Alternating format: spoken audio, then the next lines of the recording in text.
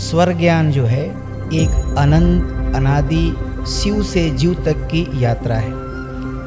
स्वर में स्वयं का ज्ञान होना, स्वयं का वर्ण कर लेना और स्वयं के अनंत रहस्यों को, अपने अस्तित्व के अनंत रहस्यों को जान लेना ही स्वर ज्ञान है। स्वर ज्ञान, स्वर योग और स्वर विज्ञान क्या एक ही हैं या ये अलग है? ये तीनों एक ही हैं, अलग अलग रूप से लोग इसको उच्चारित करते हैं। तो ये 4 सेकंड में हमारी एक श्वास चलती है, एक इनहेलेशन जो अंदर श्वास और प्रश्वास। उसी प्रकार से नाक जो है वो श्वास देने की इंद्रिय है। तो इसके अंदर सारे ऐसे सेंसर्स लगे हुए हैं जो सूक्ष्म स्तर पर प्राणों को सेंस करते हैं। हमारे जो नाक में हवा जा रही है उसको भी परिष्कृत करते हैं। उसके सारे गुणों के माध्यम से हमारे शरीर, मस्तिष्क के और प्राण के अलग अलग केंद्रों को सूचित करके उसके अंदर उस प्रकार की फ्रीक्वेंसी प्रकट करते हैं। हम नाक से सांस लेते हैं या मुंह से? नाक से ही श्वास लेते हैं, लेकिन कई लोग मुंह से भी लेते हैं और वो एक बीमारी है। तीनों प्रमुख नाड़ियों का 24 घंटे में चक्र कैसे चलता है? हमारे शास्त्रों में इसके बारे में बड़ा ही व्यापक वर्णन है। सूर्योदय से हमारी जो है चक्र शुरू होती है भौतिक शरीर का।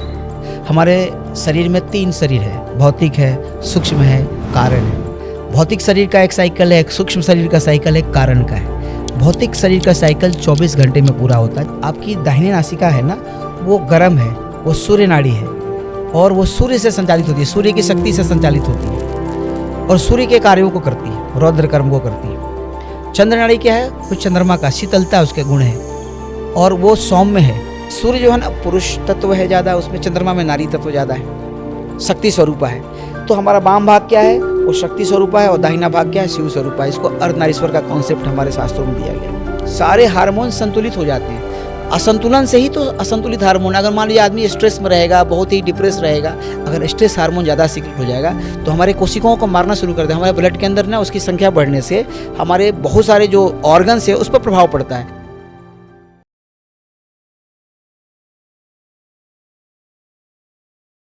जब बच्चे का जन्म इस पृथ्वी पर होता है, पहली सांस के साथ वह रोता है और अंतिम सांस अर्थात मृत्यु तक ये सांसों का चक्र चलता है। इसी में जीवन है और जीवन में सुख और दुख है। सांसों के रहस्य को जानने के लिए आज के पॉडकास्ट में हमारे पास स्वामी चरणाश्रित गिरि जी पधारे हैं। इनसे जानेंगे सांसों का रहस्य, सांसों का ज्ञान। स्वामी जी, आपका बहुत बहुत स्वागत है जी। नमो नारायण। दिल से स्वागत करते हैं। मेरा पहला प्रश्न सांसों से है।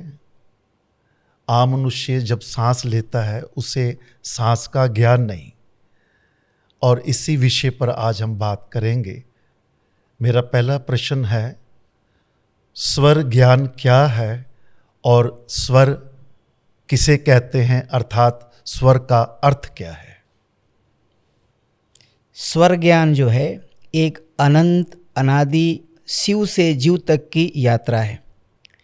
स्वर में स्वयं का ज्ञान होना, स्वयं का वर्ण कर लेना और स्वयं के अनंत रहस्यों को, अपने अस्तित्व के अनंत रहस्यों को जान लेना ही स्वर ज्ञान है।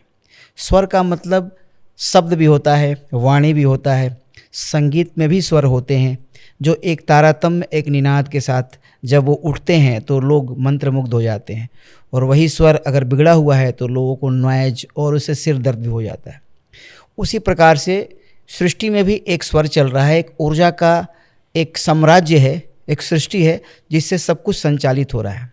हमारे अंदर भी वही ऊर्जा विद्यमान है। यत ब्रह्मांडे तत्पिंडे, जो ब्रह्मांड में है वही हमारे पिंड में। तो वो ऊर्जाओं में जब तारतम्यता हो, जब ऊर्जाएं संतुलित हों और सही रूप से एक रूप होकर ब्रह्मांड की ऊर्जा के साथ मिल के अगर कार्य करती हैं तो वही स्वर योग कहलाता है और वही प्रकृति के साथ एक होना भी कहलाता है। अगर वही बिगड़ा हुआ है तो उसको विकृति बोलते हैं और वही जो है पुनः हमारे नाश का, दुख का कारण बनता है। तो स्वर ज्ञान अगर संक्षेप में बोले तो हमारे शिव से जीव तक की यात्रा में जो एक चीज़ कभी बदलती नहीं है, कभी उसका अंत नहीं होता है, कभी उसका नाश नहीं होता है, वही स्वर है। और वही स्वर हमारे जीवन के जन्म से मृत्यु पर्यंत जो भी कार्य होते हैं उसको सकारात्मक और नकारात्मक रूप से संचालित करता है। वही स्वर, वही ऊर्जा हमारे कर्म और प्रारब्ध को अपने जीवन में, हमारे जीवन में परिस्थितियों के रूप में प्रकट करके हमें सुख दुख, लाभ हानि, जय पराजय इत्यादि जो भी हम अनुभव करते हैं वो सब कुछ स्वर के माध्यम से होता है।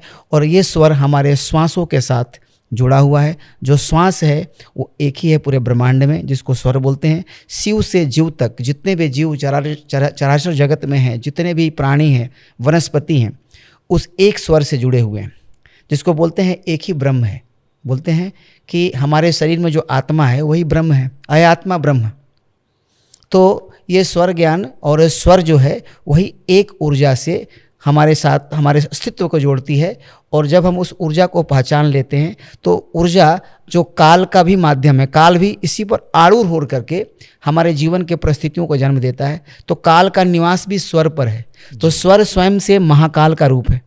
काल का भी जो देवता है उसको महाकाल बोलते हैं, इसीलिए स्वर ज्ञान को महाकाल विद्या भी कहा गया है।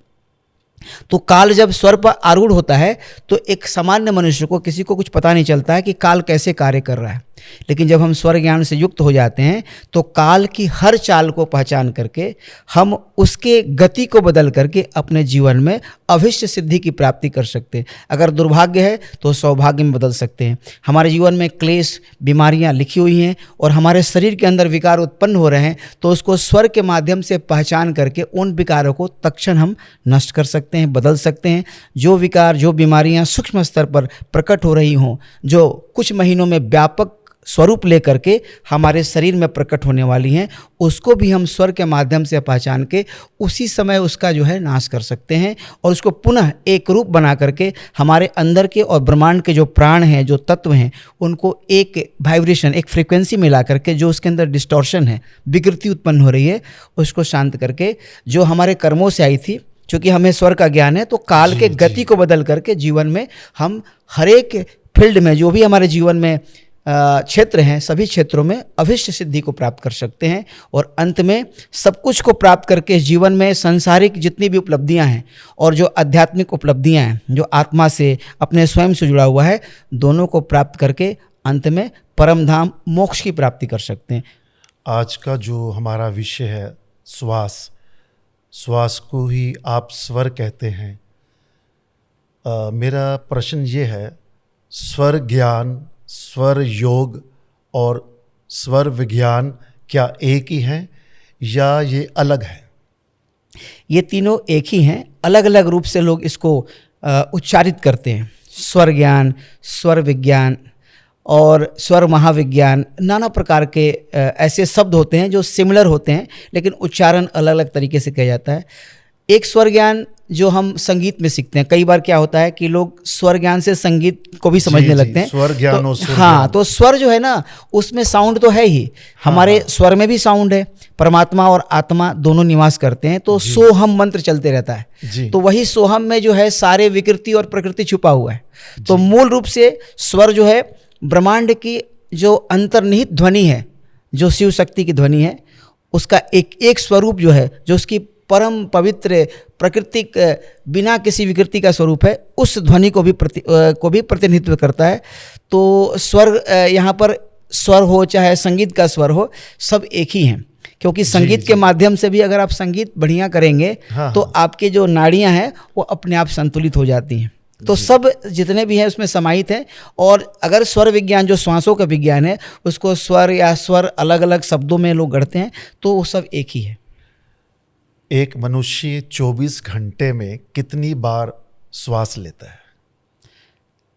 क्लासिकल रूप से जो कि हमारे शास्त्रों में कहा गया है कि हम, शास्त्र अर्थात सनातन धर्म, हाँ, सनातन धर्म के जो शिव सरोदय और कई शास्त्र हैं, हमारे यामल शास्त्र हैं, रुद्र यामल इत्यादि, और कई अलग अलग आगम शास्त्र हैं जिसको हम तंत्र शास्त्र कहते हैं, जिसमें स्वर विज्ञान की छोटी छोटी चैप्टर्स हैं, कहीं कहीं पूरा शास्त्र ही उसी के ऊपर आधारित है। तो उसमें हमारी जो श्वास है वो एक प्राण के बराबर है। अब देखिए आज कंप्यूटर का युग है, हम माइक्रो सेकेंड मिली सेकेंड की बात करते हैं, लेकिन हमारे भारत में मनीषियों ने, हमारे ऋषि मुनियों ने काल के बहुत ही छोटे जो भाग है उसका भी गणना किया था, जिसको अणु, परमाणु, जो 25 माइक्रो सेकेंड के बराबर है। हमारे पास कंप्यूटर नहीं था। जी, और जी। उससे तनु, त्रिशाणु, उसके बाद क्या था, निमेषा, लव, त्रुटि, ये सब अलग अलग भाग हैं छोटे छोटे। निमेष जो है ना, एक बार पलक जो गिरती है हमारी ना ऐसे करके, इसको एक निमेष बोलते हैं। फिर कुछ 3 पॉइंट कुछ निमेष का जो है एक प्राण होता है। तो एक प्राण हमने इसको कन्वर्ट किया है 4 सेकंड के बराबर होता है आज के मॉडर्न युग के। तो ये 4 सेकंड में हमारी एक श्वास चलती है, जिसको एक प्राण 4 सेकंड में 4 सेकंड एक श्वास, एक इनहेलेशन जो अंदर श्वास और प्रश्वास, ये 4 सेकंड।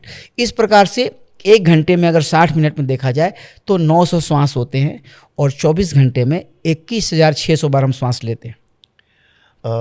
ये मतलब टेम्परेचर से इसका कोई मतलब नहीं, जैसे अफ्रीका में ज़्यादा गर्मी पड़ती है तो श्वास कम लेंगे, या जहाँ पर ठंड ज़्यादा पड़ती है तो श्वास कम लेंगे, ऐसा कोई चक्कर तो नहीं है सांसों का? अलग अलग जो परिस्थितियाँ होती हैं उसमें बढ़ता घटता है, श्वास की गति बढ़ भी जाती है। जैसे आप दौड़ते हैं, जब कोई एक्सरसाइज करते हैं तो श्वास की गति बढ़ जाती है, लेकिन निरंतर जो जीवन की जो हमारी प्रक्रिया चलती है, सुबह से लेकर शाम तक, रात्रि में सोते हैं, तो ये घटती बढ़ती रहती है। और मूलतः जो है ऐसा गणना किया गया है योगी मनीषियों द्वारा कि 21,600 हम टोटल श्वास लेते हैं। हो सकता है कि हम कभी 1 सेकंड में 50 श्वास भी ले लें 15 की जगह, लेकिन कभी ऐसा भी हो सकता है कि हम इतने रिलैक्स हों कि 1 मिनट में 7 श्वास लें, 8 श्वास लें, 10 श्वास लें। सामान्य रूप से एक मनुष्य जो है अगर वो रिलैक्स स्टेट में है, कोई मानसिक काम कर रहा है, अगर वो तनाव में नहीं है, किसी तरह के उसके अंदर कोई अंदर माइंड में कोई निगेटिव थॉट्स या कुछ ऐसा चीज़ नहीं चल रहा, जिससे परेशान है, तो उस व्यक्ति का जो श्वास लगभग 15 श्वास 1 मिनट में होता है। और उस हिसाब से देखा जाए तो जो शास्त्र में बात कही गई है वो 21,600 सही है। हमारे पास ये एप्पल वॉच है, तो इसमें मिलता है श्वास का रेट कितना है, तो ये लगभग वही देता है 15-16 पर श्वास आपका रात में जो पूरा रिपोर्ट देता है, तो एग्जैक्टली वो टैली करता है उससे। अच्छा जी। आम आदमी की धारणा ये है कि हम अपने मुंह से सांस लेते हैं, एक सांस अंदर आ जाता है, एक बाहर आता है, और जीने के लिए ऑक्सीजन की ज़रूरत पड़ती है। तो आप भ्रम दूर कीजिए आम आदमी का कि हम नाक से सांस लेते हैं या मुंह से। देखिए, नाक से ही श्वास लेते हैं, लेकिन कई लोग मुंह से भी लेते हैं। अच्छा। और वो एक बीमारी है, कई बार बच्चे में डिटेक्ट नहीं होता है। छोटे बच्चे क्या होते हैं, जब धीरे धीरे बड़े होते हैं तो उनकी मुंह खुले रहती है। खुले रहने से क्या होता है, नाक से तो श्वास जाता है लेकिन मुंह से जो आता है, लेकिन मुंह से श्वास लेने से क्या होता है, हमारे शरीर की बनावट बहुत अलग है। जिसको जो कार्य दिया गया है ना, वो अगर नहीं करेगा तो वो विनाश के कारण बनता है। बोलते हैं परधर्म भयावह, जो दूसरे का धर्म को पालन करेगा, जो अपने धर्म का मतलब आँख का काम है देखना। आँख खा नहीं सकता है, आँख बोलेंगे मैं खाऊंगा तो अंधा हो जाएगा, कान सुन सकता है। उसी प्रकार से नाक जो है वो श्वास लेने की इंद्रिय है। तो इसके अंदर सारे ऐसे सेंसर्स लगे हुए हैं जो सूक्ष्म स्तर पर प्राणों को सेंस करते हैं। हमारे जो नाक में हवा जा रही है उसको भी परिष्कृत करते हैं, उसके सारे गुणों के माध्यम से हमारे शरीर, मस्तिष्क के और प्राण के अलग अलग केंद्रों को सूचित करके उसके अंदर उस प्रकार की फ्रीक्वेंसी प्रकट करते हैं। तो शरीर का एक प्रॉपर विकास होता है, चाहे मन का हो, चाहे हमारे शरीर के अंदर जो कार्यविधि चल रही है, इंटरनल होम्योस्टेटिस जो चल रहा है, उसको संतुलित करती है। जब वो मुंह से जाता है तो बच्चों का ग्रोथ नहीं होता है। तो मुंह से श्वास लेते हैं लेकिन मुंह से नहीं लेना चाहिए। अगर कोई बच्चा का मुंह खुला हुआ है और श्वास मुंह से भी ले रहा है, नाक से, मुंह से भी कुछ मात्रा में जा रही है 30-40%, तो उसकी ग्रोथ स्लो होगी, मतलब हर तरह से उसकी लंबाई कम होगी। तो माता पिता परेशान रहते हैं। मुख्य रूप से श्वास हम लोग नाक से ही लेते हैं। हम तो हमारी मुंह से कभी श्वास ही नहीं चलती है, नाक से ही चलता है। मुंह से तभी श्वास लेते हैं जब हमारी शरीर में कोई बड़ी प्रॉब्लम आ जाती है, कुछ ऐसा सिस्टम बिगड़ जाता है प्राणों का, तो मुख से, अगर मुंह से आदमी 10-15 दिन, 20 दिन, 1 महीना श्वास ले लो, मृत्यु हो जाएगी। अगर मुंह से किसी का श्वास लगातार चल रहा है तो उसकी भी अलग अलग जो है ना प्रक्रिया, आप पहचान सकते हैं कि मृत्यु वाली मुंह से श्वास ले रहा है या इसको सर्दी जुकाम हो गया तो मुंह से श्वास ले रहा है। मृत्यु वाला मुंह से श्वास अलग तरीके का होता है, आप पहचान सकते हैं देख करके। तो वो व्यक्ति मुश्किल से 4 दिन, 5 दिन, 10 दिन के अंदर शरीर छोड़ देता है। तो मुख से श्वास तो नहीं लेना चाहिए। अगर कभी नाक वगैरह जाम हो गया ये कुछ 2 दिन, 1 दिन के लिए, तो वो तो चलता है, लेकिन मूलतः कोई मुंह से श्वास नहीं लेता है, नाक से ही लेता है। जी। भारत के प्राचीन ग्रंथों की एक ऐसी जानकारी आती है कि मानस के शरीर में 72,000 नाड़ियां हैं, तो उसमें से प्रमुख नाड़ियां कौन सी हैं? जी, बहुत ही अच्छा प्रश्न है, क्योंकि देखिए कुछ शास्त्रों में तो 3 लाख से ज़्यादा नाड़ियों का वर्णन है। अच्छा। जी, तो मूल जो ग्रंथ है जैसे हठयोग प्रदीपिका है, जो हठयोग की जिसके अंदर व्याख्या ज्ञान है, उसी प्रकार से आपके शिव संहिता है, उस प्रकार से आपका जो है स्वर शास्त्र है, शिव स्वरोदय है। इन शास्त्रों में 72,000 नाड़ियों की वर्णन आती है। तो 72,000 नाड़ियों का एक जाल है जो हमारे शरीर के चारों तरफ फैला हुआ है। उसका केंद्र नाभि और नाभि के आसपास बताया जाता है, मूलाधार चक्र, और उसके नीचे है जी। जहाँ कंद के समान नाड़ियाँ गुच्छिकाएँ होती हैं, वहाँ से सभी नाड़ियाँ कुछ ऊपर जाती हैं, कुछ नीचे, दाएं बाएं। तो मुख्य रूप से उसमें से 36 नाड़ियाँ निकल के आती हैं। फिर उसमें से 20 नाड़ियाँ आती हैं जो 10 नीचे की तरफ जाती हैं, 10 ऊपर की तरफ जाती हैं, जो कई हमारी इंद्रियों को, हमारे एक्टिविटीज़ को कंट्रोल करती हैं। उसके बाद उन नाड़ियों में से 3 नाड़ियाँ महत्वपूर्ण हैं। वो 3 प्रमुख नाड़ियाँ कौन सी हैं? कारण क्या है उसका? प्रमुख होने का भी कारण है, क्योंकि आप भौतिक रूप से उसको नियंत्रित कर सकते हैं। दूसरी नाड़ियों का संबंध भौतिक रूप से नहीं है, वो इन्हीं नाड़ियों के अधीन है। अगर ये नाड़ियाँ बिगड़ी रहेंगी तो वो भी बिगड़ जाएंगी, और ये सही रहेंगी तो वो भी सही हो जाएंगी। इसलिए इन्हें प्रमुख 3 नाड़ियाँ, इसीलिए इनको 3 कहा गया, क्योंकि इसको सीधा आप इसको संचालित कर सकते हैं, आप प्राणायाम के माध्यम से रेगुलेट कर सकते हैं, इसमें बदल सकते हैं नाड़ियों को। तो ये नाड़ियाँ, जैसे हम दाहिने नाक से श्वास ले, ये नासिका छिद्र पहले जानना चाहिए। कई लोग को ये भी नहीं मालूम है कि हम एक समय में एक नाड़ी से एक नाक से श्वास लेते हैं। कई लोग को अभी भी उनको ये मालूम है कि दोनों नाक से हम श्वास लेते हैं हमेशा। ऐसा नहीं है, नाक से सांस लिया, हाँ, मतलब दोनों से लेते हैं और बाहर। तो यहाँ तक कि कई डॉक्टर्स को भी नहीं मालूम है अभी। जी, तो हमने मिले हैं, मतलब कि वो सोचते हैं कि दोनों से चलता है, मतलब इसका कोई साइकिल नहीं है। जबकि कुछ वैज्ञानिकों ने इसका साइकिल भी ढूंढ लिया, हो गए कुछ वर्ष हो गए कि हम एक टाइम में एक नाड़ी से श्वास लेते हैं, 2-3 घंटे चलती है, उसको उन्होंने ब्रेथ साइकिल नाम दिया। हमारे योगी मनीषियों ने इसको तो लाखों वर्षों पहले शास्त्रों में लिख दिया था कि साइकिल कैसे चलती है, सूर्योदय से सूर्यास्त तक इसको कैसे चलना चाहिए, बिगड़ी है तो कैसे पहचाने। तो ये जो हमारी दाहिना नाक से श्वास चलता है, राइट नॉस्ट्रिल से जी, तो इसको हम लोग बोलते हैं पिंगला नाड़ी। इसको सूर्य स्वर भी कहते हैं, क्योंकि स्वर विज्ञान में स्वर आता है, क्योंकि श्वास को स्वर भी कहा गया। तो सूर्य स्वर, पिंगला नाड़ी। और जब लेफ्ट नॉस्ट्रिल से श्वास चलती है तो उसको बोलते हैं चंद्र स्वर, ईड़ा नाड़ी। और जब कभी कभी दोनों नाक से भी श्वास चलती है तो उसको बोलते हैं सुषुम्ना स्वर और मध्य नाड़ी। कब चलती है कि या तो कुछ ऐसा असंतुलन हो, या कुछ कारण से कुछ आध्यात्मिक क्षेत्र में चले गए। जैसे आप ऐसे मंदिरों को जब विजिट करेंगे जो बहुत पुरातन काल में एक ऐसे वास्तुकला से बनी है जहाँ पहले डिटेक्ट करते थे कि शिव शक्ति लाइन कहाँ पर है। हमारे पृथ्वी लोक में ऐसे बहुत जगह हैं जहाँ शिव शक्ति लाइन गुजरती है। शिव शक्ति लाइन का मतलब होता है जहाँ सूर्य और चंद्र की शक्ति बराबर गिरती है पृथ्वी पर, तो वहाँ पर स्वयं से सुषुम्ना नाड़ी एक्टिवेट हो जाती है। अच्छा जी, ऐसे बहुत सारे, जैसे आप केदारनाथ के मंदिर में जाइए, उज्जैन महाकाल मंदिर में जाइए, और ऐसे कितने हमारे मंदिर हैं जहाँ पर आप जाएंगे, आप बस चेक कीजिए, आपका सुषुम्ना स्वयं चलेगा, कुछ नहीं करना पड़ेगा। पहले तो हम ये समझते हैं साधारण पहली क्लास से, हाँ, ईड़ा और पिंगला नाड़ी क्या है? हाँ, तो ईड़ा नाड़ी हमारी जब वाम नाड़ी, जैसे बाएं नासिका छिद्र जो 2 छिद्र है, जब बाएं से चलता है तो इसको ईड़ा बोलते हैं। चंद्र नाड़ी बोलते हैं, जो हमारे मन की गतिविधियों को नियंत्रित करती है। और जो सूर्य नाड़ी है जो दाहिने नाक से चलती है श्वास तब, तो हमारे शरीर और ब्रह्म जगत से जो संबंधित गतिविधियां होती है उसको संचालित करती है। एक हमारे लॉजिकल एनालिटिकल जो होता है ना, जिसमें हमारे लॉजिक को हम हिंदी में शब्द है उसका तर्कशास्त्र। तर्क संबंधित जितने भी कार्य होते हैं वो हमारी इसमें ज़्यादा शक्तिशाली होती है। इसमें इमोशनल है, इमोशन और क्रिएटिविटी, जहाँ म्यूजिक हो गया, आर्ट हो गया, वो इसको ये नियंत्रित करती है। और इनका संबंध हमारे मस्तिष्क से भी, अभी वैज्ञानिकों ने रिसर्च किया है कि जब दाहिने नाक से श्वास चलता है, जब पिंगला नाड़ी चलती है तो हमारा लेफ्ट ब्रेन एक्टिव होता है, और जब हमारी लेफ्ट नॉस्ट्रिल एक्टिव होती है तो राइट ब्रेन। एक बार कुछ वैज्ञानिक आए थे तो उन्होंने मशीन लगाया था, तो मेरी लेफ्ट चल रही थी तो मेरा पूरा राइट ब्रेन एक्टिवेट आपके जी, तो एकदम लाइट, वो जो उनकी मशीन दिखाती है, खाली राइट ब्रेन, लेफ्ट में कोई हलचल नहीं था, पूरा राइट ब्रेन। तो वो भी आश्चर्यचकित थे कि ये तो एकदम बिल्कुल परफेक्ट जो है आपका जो आया रीडिंग।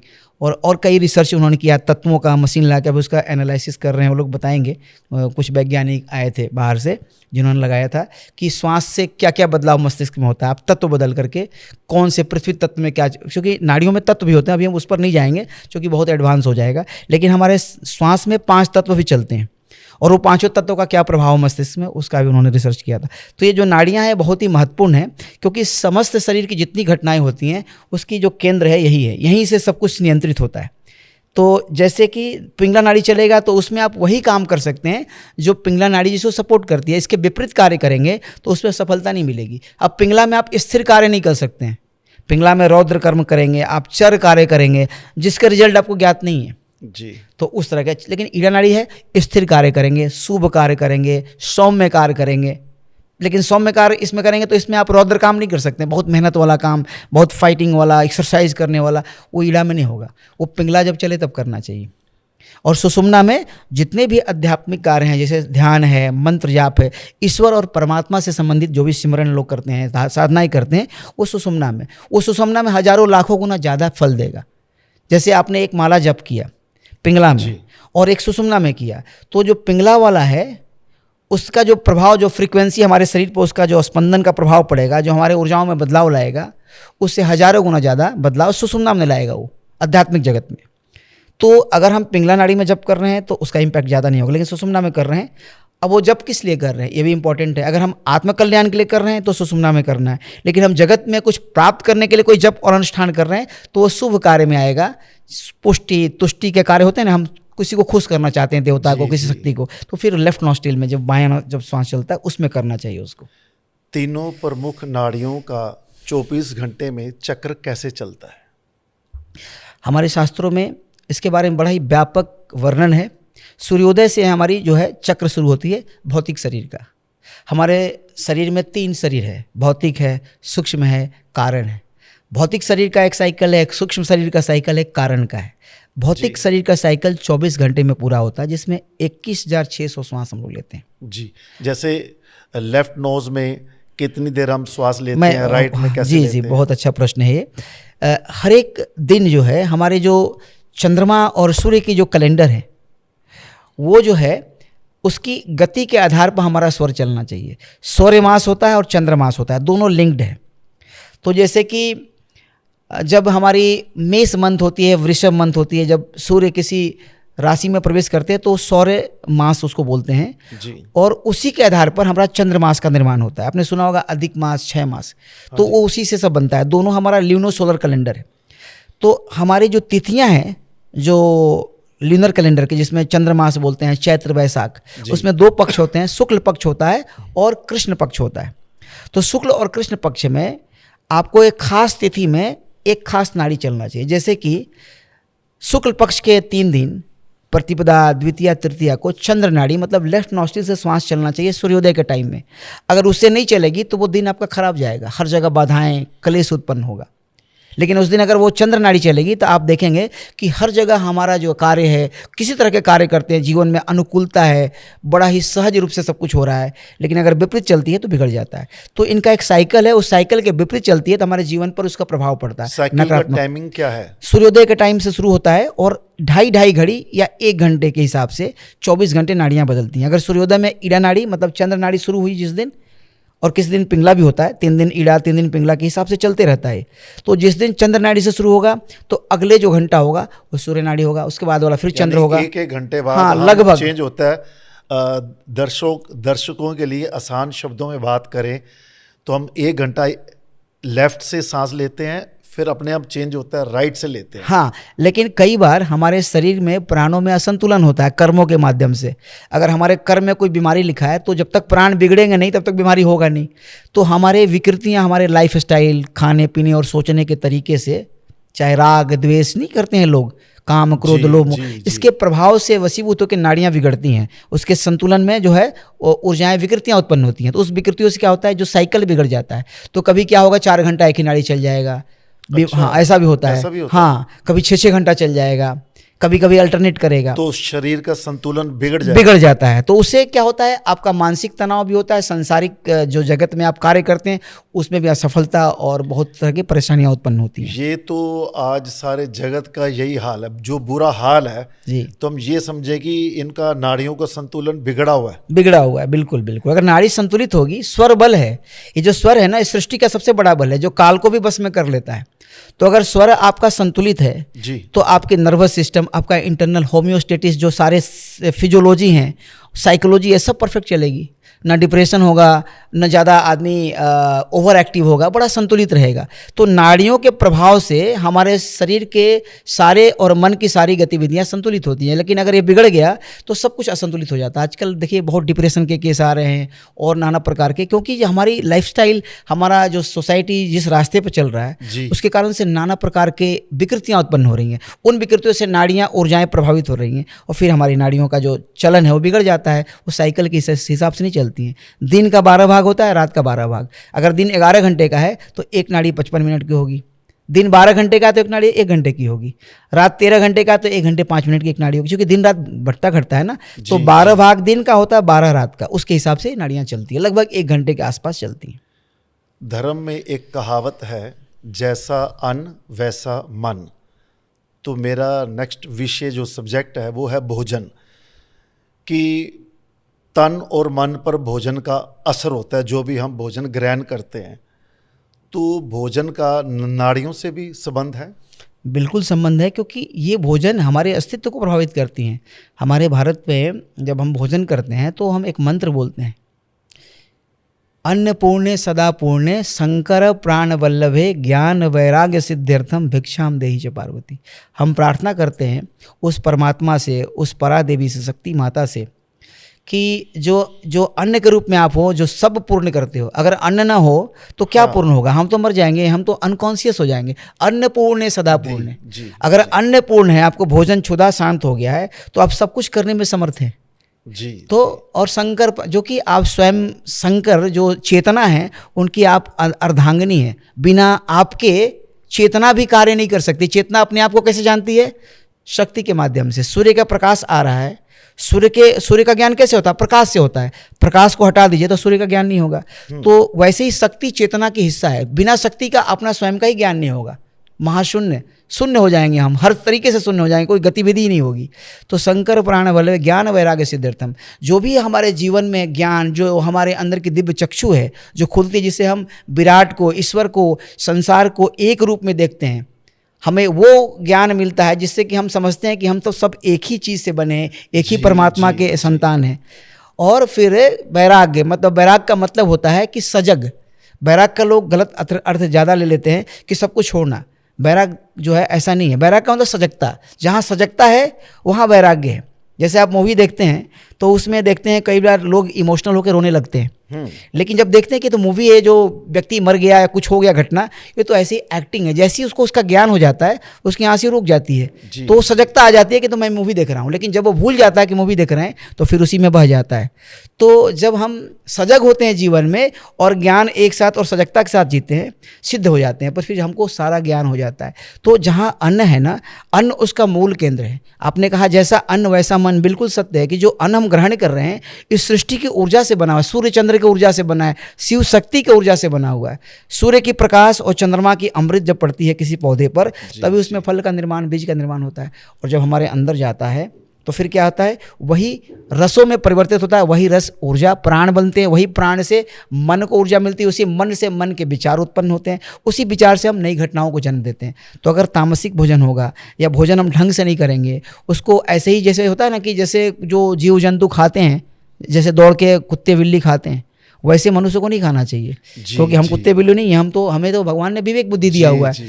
तो भोजन को वैसे ग्रहण करेंगे कि ये तो ब्रह्म है। अन्नम ब्रह्म कहा गया ना, अन्न ही ब्रह्म है, क्योंकि वही सब कुछ देता है। अन्न नहीं रहेगा तो अस्तित्व समाप्त हो जाएगा। तो अन्न रूपी जो ब्रह्म का स्वरूप है, जो हमारे चैतन्यता को, हमारे जीवन के निरंतरता को बनाए रखता है, तो उसको हमको सही तरीके से करना चाहिए। सात्विक भोजन करना चाहिए। लोग कहते हैं कि हाँ, नॉनवेज खाना हमारा अधिकार है। ऐसा कैसे हो सकता है कि हम किसी का नाश करके खाएं? तो हमारे प्रकृति ने कितने फल, कितने विविध प्रकार के अन्न दिए हैं, स्वादिष्ट भोजन। तो सात्विक भोजन करना चाहिए। तामसिक भोजन करने से क्या, मन में तामसिक नकारात्मक भाव उत्पन्न होंगे, मूढ़ता आएगी। मूढ़ जो है ना, तमस का रूप होता है। तो इस प्रकार से जो भोजन है वो बहुत ज़रूरी है। भोजन जब करते हैं तो हमारी जो स्वर की 25 भाग होते हैं उसमें से 5 इंद्रिय होते हैं। इंद्रिय भी स्वर का हिस्सा है, क्योंकि स्वर में 5 तत्व है। उसी 5 तत्वों का 5 ज्ञान इंद्रिय हैं। तो जब हम देखते हैं भोजन को, तो पहले भोजन दृष्टि में आती है, तो वहाँ से हमारी दृष्टि हमारे अंदर की शक्तियों को बता देती है कि भोजन के कैसे हैं। भोजन सात्विक है, राजसिक है, तामसिक है। फिर हमारा शरीर उसके लिए तैयार होना शुरू होता है, फिर हमारी हाथ स्पर्श करती है, फिर हमारे नाक के पास हमारी जीभ पर जाता है रचना में, तो हमारे शरीर को मालूम होता है कि इस भोजन में कितने तत्व हैं, कौन कौन से इसके अंदर विटामिन हैं, मिनरल्स हैं, प्रोटीन हैं। आज की भाषा में जी। जो विज्ञान, हमारी जो योग की भाषा, उसमें रस बोलते हैं, कौन से रस इसके अंदर है जो हमारा कौन सा पोषण करेंगे, उसके हिसाब से एंजाइम कौन से सिक्रेट होना चाहिए, कितने होना चाहिए, उतना पेट को पहले मालूम होता है। और फिर जब उसको हम खाते हैं तब वही भोजन अमृत के समान काम करता है। लेकिन वही भोजन अगर हम गलत तरीके से खाते हैं, बिना सजगता के खा रहे हैं, टीवी देख रहे हैं, तो हमारे ना मन को कुछ मालूम होता, ना इंद्रिया उसको ऑब्जर्व करती है, तो वही भोजन पेट में जाकर के सड़ने लगता है और सड़ के बीज के समान काम करता है, बीमारियों को जन्म देता है और हमारे जीवन में नाना प्रकार के कष्ट उत्पन्न करता है। तो वही भोजन अमृत भी हो सकता है और वही भोजन विष भी हो सकता है। हम कैसे उसको ग्रहण करते हैं, कैसे खाते हैं, डिपेंड करता है। हाँ, किस तरह के भोजन करते हैं, उस पर डिपेंड करता है। सिख धर्म में सिख गुरु साहबान ने भी यही शिक्षा दी है गुरबाणी के उपदेश से, जब भी आप भोजन ग्रहण करें तो उस अन्न के आगे सिर झुका के जरूर कहना चाहिए, तू दाता दतार तेरा दित्ता खावना। हे दाता, ये सब तेरी दात है जो हम भोजन के रूप में खाने लगे हैं। तो जैसा अन्न वैसा मन, बिल्कुल। तो तन मन पे भोजन का असर डलता है और हमें भोजन का भी ज्ञान लेना है। स्वर ज्ञान का ज्ञान ऋषियों मुनियों से चला आ रहा है और ये प्राचीन ज्ञान जो कई वर्षों से चला आ रहा है, इसका जन्म कहाँ से हुआ? ये ज्ञान तो सनातन है, आदिकाल से है, लेकिन हमारे शास्त्रों में जो वर्णन है ये शिव पार्वती रूपी संवाद के रूप में प्रकट हुआ। एक कालखंड में एक बार भगवान शंकर और माता पार्वती, जो अपने अखंड निरंजन निराकार स्वरूप में अपने अनंत शक्तियों, योग शक्तियों से विभूषित स्वरूप में, उनके अंदर एक ऐसी भाव आया कि हम चल के अपनी लीला देखते, हमने जो सृष्टि बनाई है वो कैसे चल रही है। तो दोनों ने अपने निराकार स्वरूप से, अपने ही योग माया से साकार रूप धारण किया, अपने समस्त शक्तियों को अपने नियंत्रण में रख करके। वो चूँकि ईश्वर थे तो उन्होंने सब कुछ अपने अंदर धारण करके और सभी लोकों से होते हुए पृथ्वी लोक में आ गए। जब वो भ्रमण कर रहे थे तो उन्होंने देखा कि एक व्यक्ति बड़ा ही नियमित तरीके से योग साधना कर रहा है, वैदिक तरीके से रह रहा है, हर चीज़ सृष्टि के नियम के हिसाब से कर रहा है, लेकिन उसके जीवन में बहुत ही दुर्भिक्ष है, बहुत प्रकार के समस्याएं हैं। उसका पुत्र मर गया है, उसकी गौएँ मर गई, उसको कोई भिक्षा नहीं दे रहा है, कहीं जा रहा है तो कोई उसको काम नहीं मिल रहा है।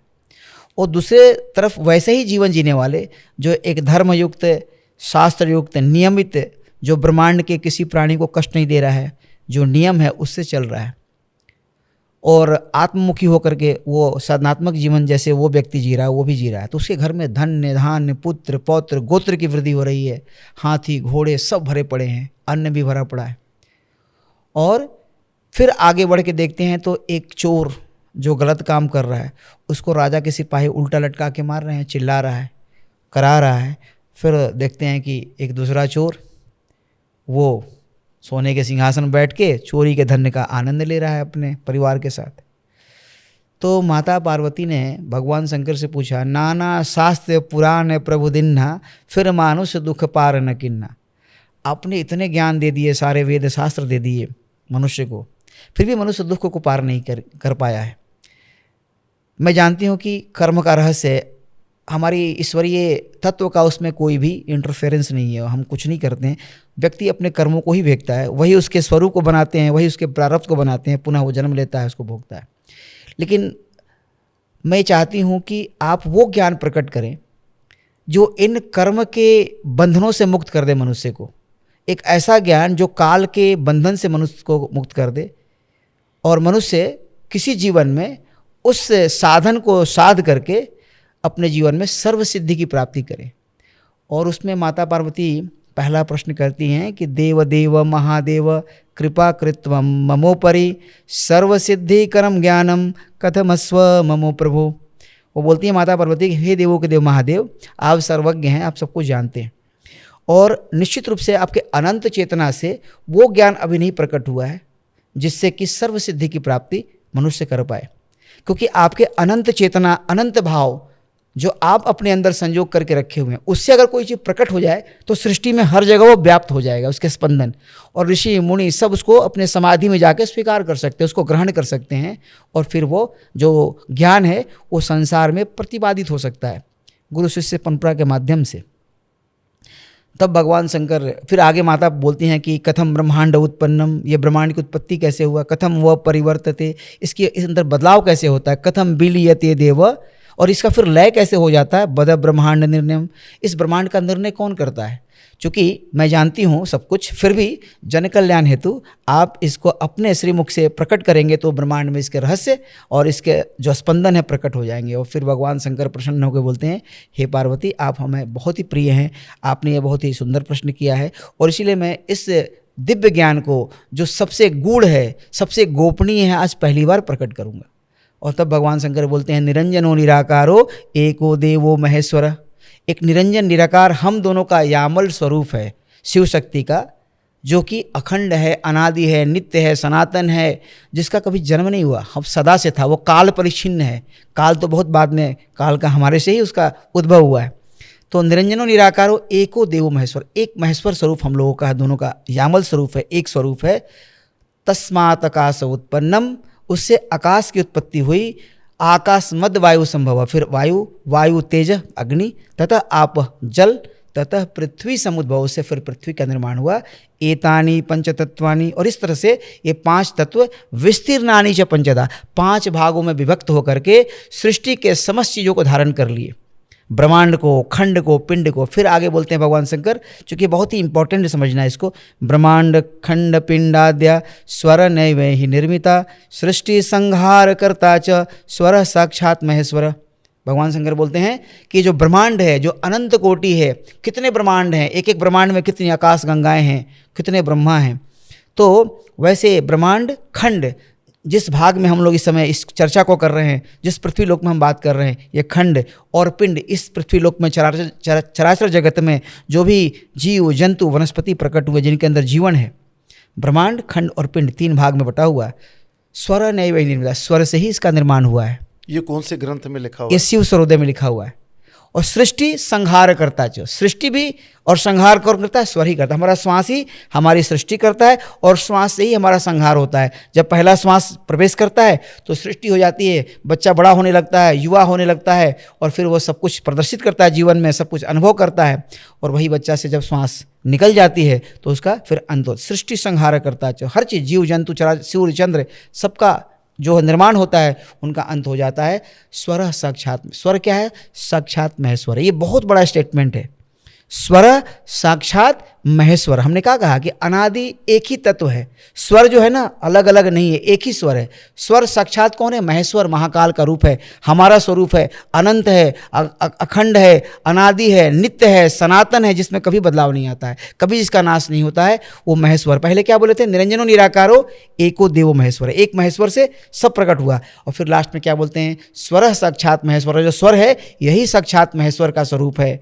और इसको जो समझ जाता है तो फिर वो व्यक्ति काल के बंधनों से मुक्त हो जाता है। हे पार्वती, जो आपने प्रश्न किया कि मनुष्य सभी तरह के कर्म बंधनों से कैसे मुक्त हो सकता है, तो स्वर एक ऐसा ज्ञान है जिससे कि समस्त विकृतियां जो मनुष्य अपने नाना प्रकार के जन्मों में, विभिन्न जन्मों में किया है, और इस जन्म में उन सभी कर्मों को लेकर जब जन्म लेता है तो वो कर्म पुनः उसके जीवन में वैसी परिस्थितियां उत्पन्न करते हैं, नकारात्मक सकारात्मक, पॉजिटिव नेगेटिव जो भी बोलते हैं, और जय पराजय लाभ हानि, फिर पुनः उसके कर्म की साइकिल चल पड़ती है। और फिर उसके मनमुखी जो भाव हैं, काम क्रोध लोभ मोह मात्सर्य, इससे युक्त होकर फिर वो नया नाना प्रकार के कर्म बनाता है और चलते रहता है। लेकिन जब व्यक्ति इस स्वर ज्ञान से, इसके तपस्या से, इसकी साधना से युक्त हो जाता है तो वही जो मनमुखी, जो उसके अंदर की जो भाव है वो आत्ममुखी होने लगते हैं। तो आत्मा का क्या गुण है, सत्य चित्त और आनंद। तो जब मनमुखी मनुष्य होता है तो कर्मों का निर्माण करता है और अनवरत जो है जन्म जन्मांतर तक उसमें फंसा रहता है। तो कैसे निकलेगा, क्योंकि अगर ऐसे तपस्या कि भाई तुम ये सब छोड़ दो, तो मनुष्य की जो आसक्ति होती है छोड़ नहीं सकता है।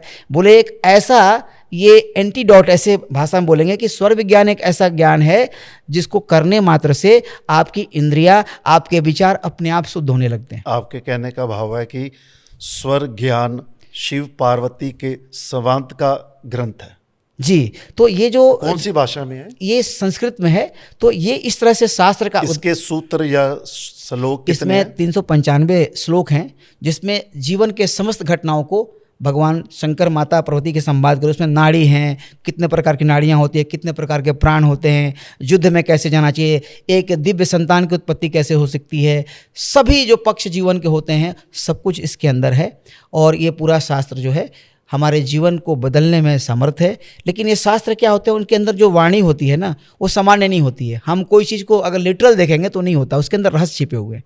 तो उन रहस्यों को जान करके अगर गुरु मुख से जो ज्ञान उसमें प्रकट नहीं है, गुरु के पास प्रकट होता है, ले करके अगर साधना करेंगे, तो जब आप स्वर साधना करते हैं तो आपके मन और शरीर के प्राणों का जो विकृति है ना, वो शांत होने लगता है। तो आपको अहिंसा का पालन करना सीखना जबरदस्ती नहीं है कि मुझे नहीं अहिंसा करना, आज हमने कर दिया, गिल्ट फीलिंग हो रहा है, अरे हमसे ऐसे नहीं होना, ऐसा करना नहीं चाहिए था।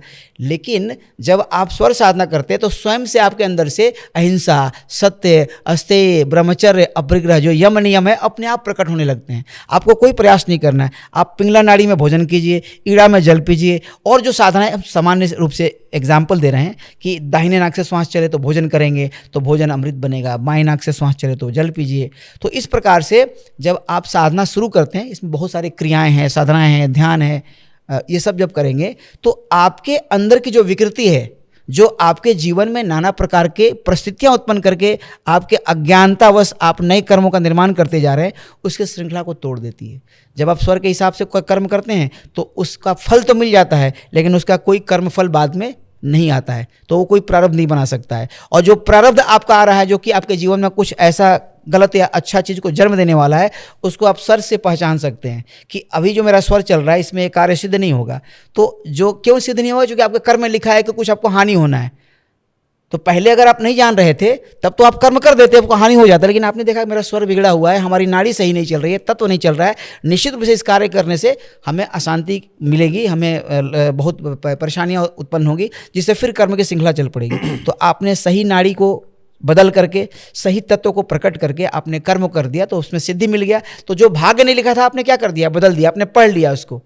भाग्य ने कुछ करवाना चाहा आपसे, आपने पहले ही पढ़ लिया कि नहीं मैं नहीं करूँगा, और फिर आपने जो सृष्टि के ऊर्जा है और आपकी ऊर्जा को एक करके आपने उसको कर दिया, तो सिद्धि भी मिल गई और उसके कर्म का प्रभाव भी आपके आने वाले नए कर्मों पर नहीं पड़ेगा। तो अपने प्रारब्ध को भी चेंज किया, और चूंकि आपने कर्म किया तो उसके फल मिल गए, लेकिन उस कर्म से कोई नया कर्म का निर्माण भी नहीं होगा।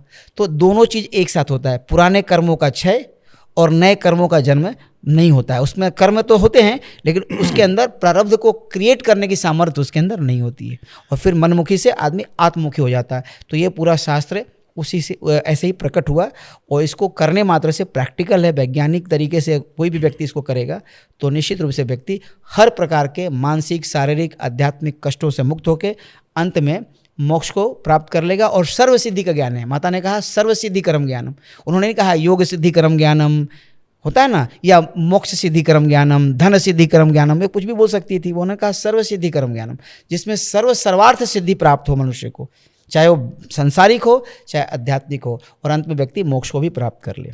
तो ये पूरा शास्त्र जो है इस प्रकार से शिव शक्ति के संवाद के रूप में प्रकट हुआ, और पुनः जो है फिर गुरु परंपराओं के माध्यम से ये आज भी अक्षुण्ण है, और ये अभी भी लोग सीख के अपने जीवन को पूरी तरह से परिवर्तित करके अंत में सर्व सिद्धि को प्राप्त करके कोई भी चीज़ को अपने जीवन में जो संभव है उसको प्रकट कर सकते हैं, मैनिफेस्ट कर सकते हैं, और फिर अंत में मोक्ष को भी प्राप्त कर सकते हैं। हमारी नासिका के जो 2 छिद्र हैं, जिसे ईड़ा और पिंगला कहते हैं, इसे चंद्र नाड़ी और सूर्य नाड़ी क्यों कहते हैं? क्योंकि जो आपकी दाहिनी नासिका है ना, वो गर्म है, वो सूर्य नाड़ी है, और वो सूर्य से संचालित होती है, सूर्य की शक्ति से संचालित होती है, और सूर्य के कार्यों को करती है, रौद्र कर्म को करती है। चंद्र नाड़ी क्या है, वो चंद्रमा का शीतलता उसके गुण है, और वो सौम्य है। तो जब हम बाएं नाक से श्वास लेते हैं तो अगर आप कोई रौद्र कर्म करेंगे तो आप बीमार पड़ जाएंगे, और इसीलिए चूंकि ये 2 शक्तियों से युक्त हैं, जब हमारी बाएं नाक से श्वास चलती है तो चंद्रमा की शक्ति चलती है, उसमें सौम्यता चलती है, स्थिरता चलती है। चंद्रमा की शक्ति अर्थात कि हमारा संपर्क जो है चंद्र और सूर्य से है। हाँ, चंद्र और सूर्य से सीधा।